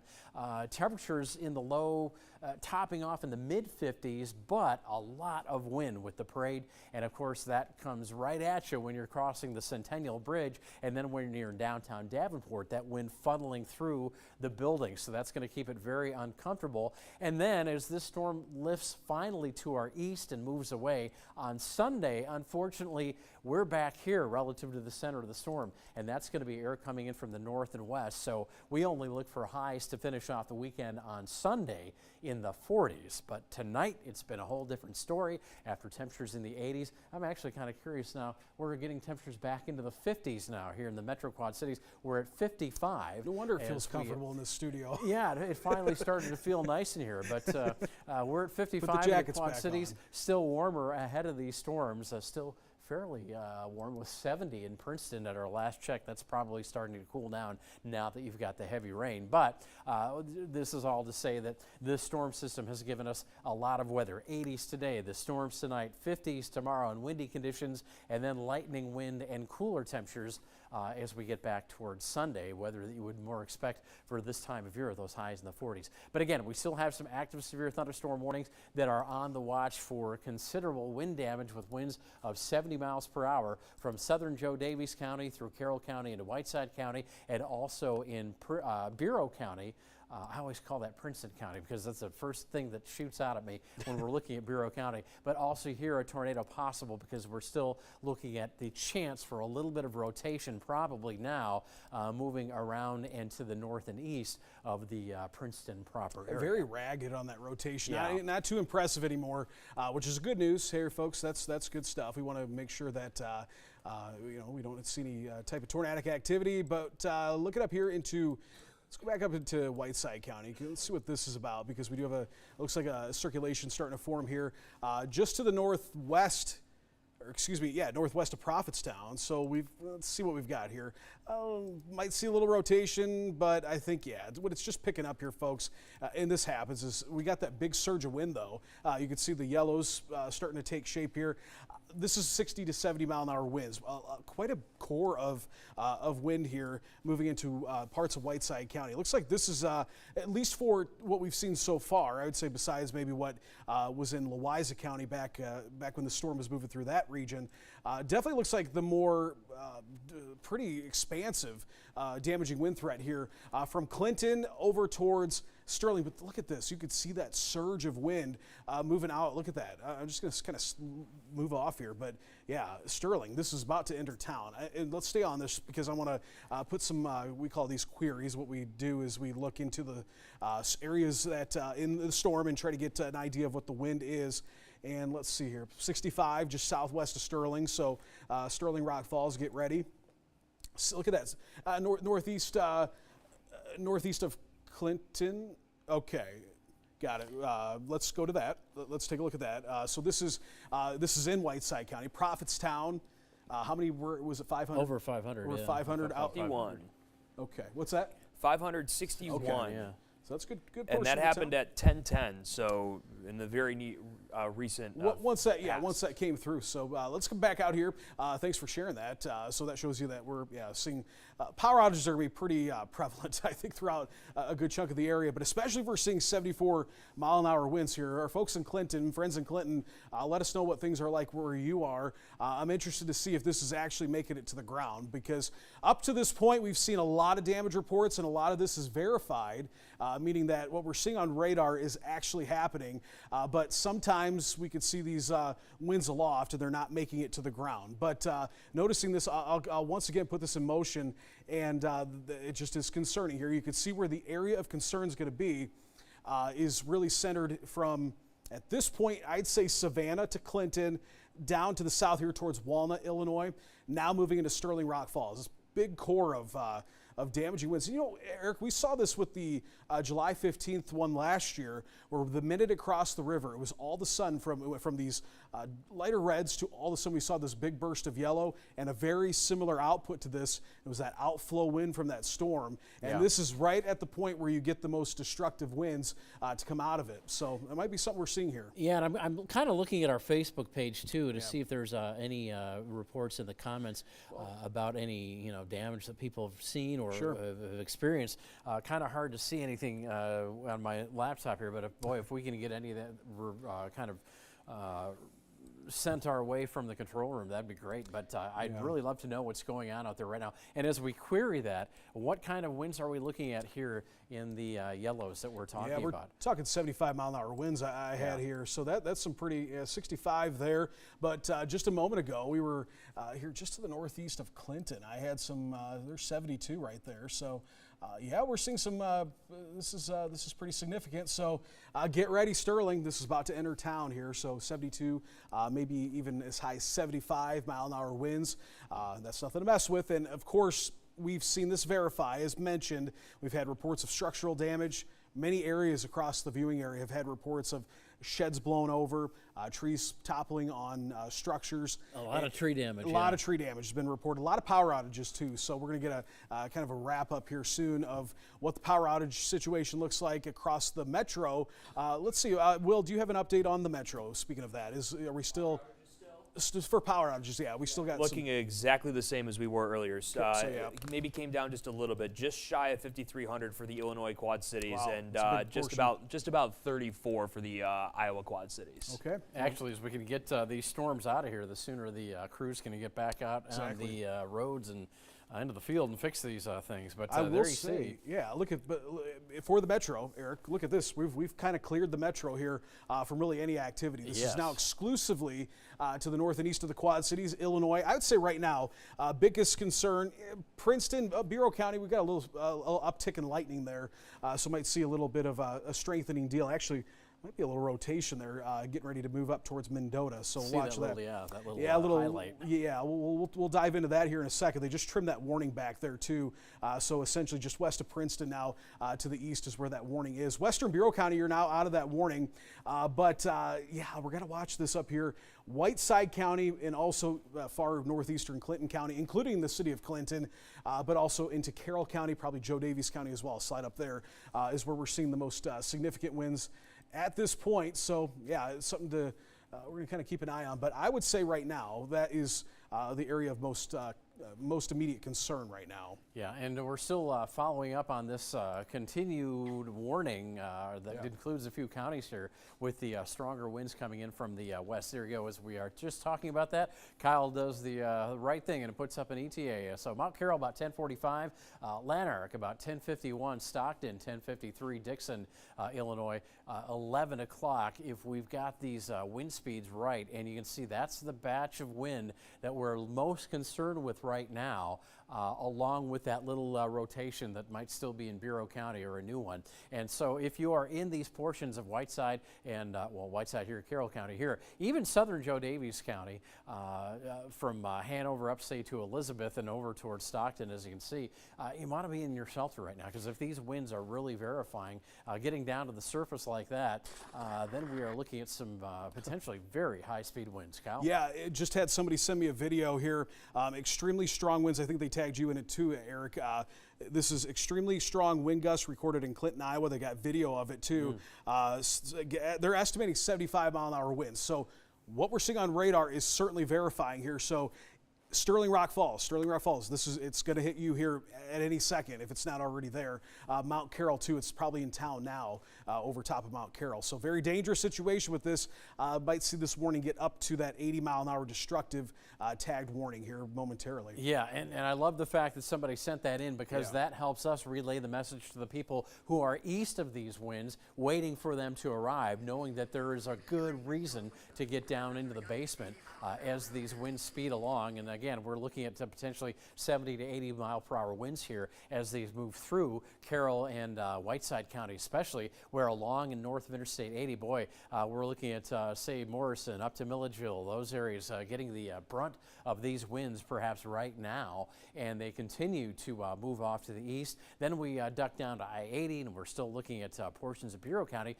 Kind of hard to see on this angle, but there's a little, perhaps in the northeastern portion of the county near Mendota, a little bit of rotation. So again, even the fact that you're in a severe thunderstorm warning right now needs to make it clear that you folks in eastern Bureau County should be in shelter as well. And as we try to find that, looks like it's kind of washed out. Yeah, it's been a frame by frame deal here with that, which is a sign that this is not might not be the biggest concern, but we got to watch that nonetheless. Cause, it really was about a frame. I think it was right about here we were watching that. I think it really right kind of on top of Princeton just a few minutes ago. Just right up in this area here and just kind of faded away. But there still could be something there that is too fine for radar to see. And that does happen too, especially in a situation like this. There can be a lot of very, very small spin-ups. I mean, it doesn't take a lot to get one going, and they're just too small for radar to see. I mean, when you're thinking about the size of the pixels here,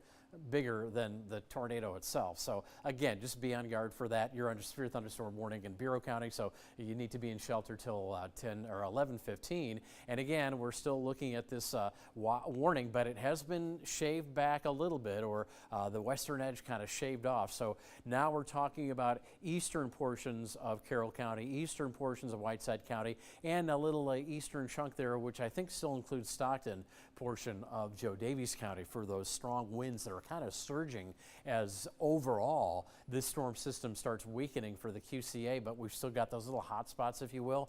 And again, off to the south of the QCA, this thing is still going like gangbusters. But there you see, we're looking at that surge of winds right there, both for especially Carroll and Whiteside County, getting towards Sterling as it's working its way up Interstate 88 from Mount Carroll on to the east in Carroll County.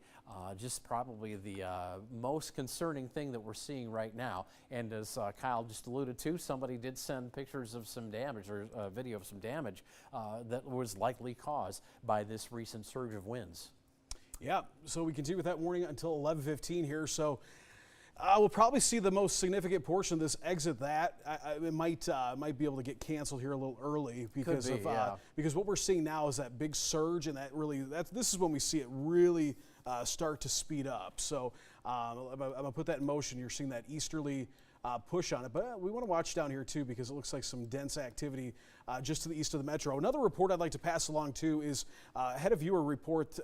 This is unconfirmed, and here we go. Another viewer just sent it in too. That large power outage East Moline. They're saying near the 7th Street area there might be a whole row of power poles that got knocked down. So that'll be a pretty significant power outage, and not one that will be taken care of very easily. So that's something that we're going to watch here. And I bet you as time goes on and these power outages start to really rack up, we're going to see these tally to be some pretty high numbers for at least portions of the area. But right now, the eastern portion of the Quad City Metro does look like we've got some pretty significant power outages there. So right now, most dangerous part of the storm continues here into portions of Carroll, Joe Davies, a little southeastern portion of Joe Davies County, and then also into Whiteside County. Sterling, Rock Falls, any folks that are in Sterling, let us know what you're seeing there, because radar shows maybe some 60, 70 mile an hour winds moving into town right now. All right, I'm just kind of checking over my messages to see what we've got coming in from viewers in terms of any damage. So right now I'm not getting too many reports myself, but at least they're sharing some of these things with both of us. And we do have some photos that we should, let's take a look at those. These don't look the most impressive by any means, but I mean, it does show you. I mean, I imagine a lot of people, if they're not going to take pictures and show us the damage tonight, I imagine a lot of people will wake up and see something very similar to this in their backyards and front yards tomorrow. I mean, anytime you see winds that we've seen kind of sweep across our area, getting into that 60, 70, sometimes even 80 mile an hour range, you're going to be seeing plenty of limbs down, probably across your yard. And I mean, that also contributes to the power outages that we've seen. And just to mention, you haven't heard from our crews for a while. They've been going around where it's safe to do so and trying to find damage. I know our Cape Copatich was recently in Eldridge. We saw that tree that fell on a house a little bit earlier. We haven't seen really any damage reported from them either. Of course, it's dark outside. You know, for the places that don't have power, it's going to be even darker. But to this point, kind of outside of that big sign that we saw taken down in Burlington earlier this evening, really haven't seen too much in the way of really marked damage across the area. But again, when the sun comes up tomorrow and people start going outside, that story might change a little bit, Kyle and Eric. Yeah, I've just got a friend that just sent me a picture of a big tree down in Davenport. Looks like it might have messed up with either the house and or the car, so that's not good. Yeah, but, that's not good. well, you know, again, you know, we talk about this all the time. If it's got to happen, at least it's happening to property and not people, right? So hopefully everybody gets through this one unscathed. Gosh, you know, another thing I want to think about is one thing about having home cameras. It's really great to see what's going on, and thankfully mine are still all up, which means I have power, and that's a good deal. So. Mine are not, and I'm thinking that I don't have power, but I live in the Illinois side. But hey, we might be able to head back to programming here, I think, about 11 o'clock, because we've really got this in the far eastern portion of the viewing area, and I'm noticing this because right now this thing is surging, and so I think we got forward speeds about 70 miles an hour. So we've got a very far eastern portion of we still care about you folks out in Sterling Rock Falls, Princeton, of course, and even the few viewers we have in western LaSalle County. But we're noticing this kind of downtick a little bit, which is certainly good news. And we have anybody who is out here has been duly warned that there are storms on the way, but as Kyle has mentioned, it looks like they're starting to lose a lot of their punch. As a matter of fact, here we see going east to county, there's the leading edge out of the TV6 viewing area. Does not include these counties here. What is that, Ogle and Stevenson, or one of those? Yeah, Lee and Ogle County. Lee and Ogle, yeah, Ogle, Lee, there you go.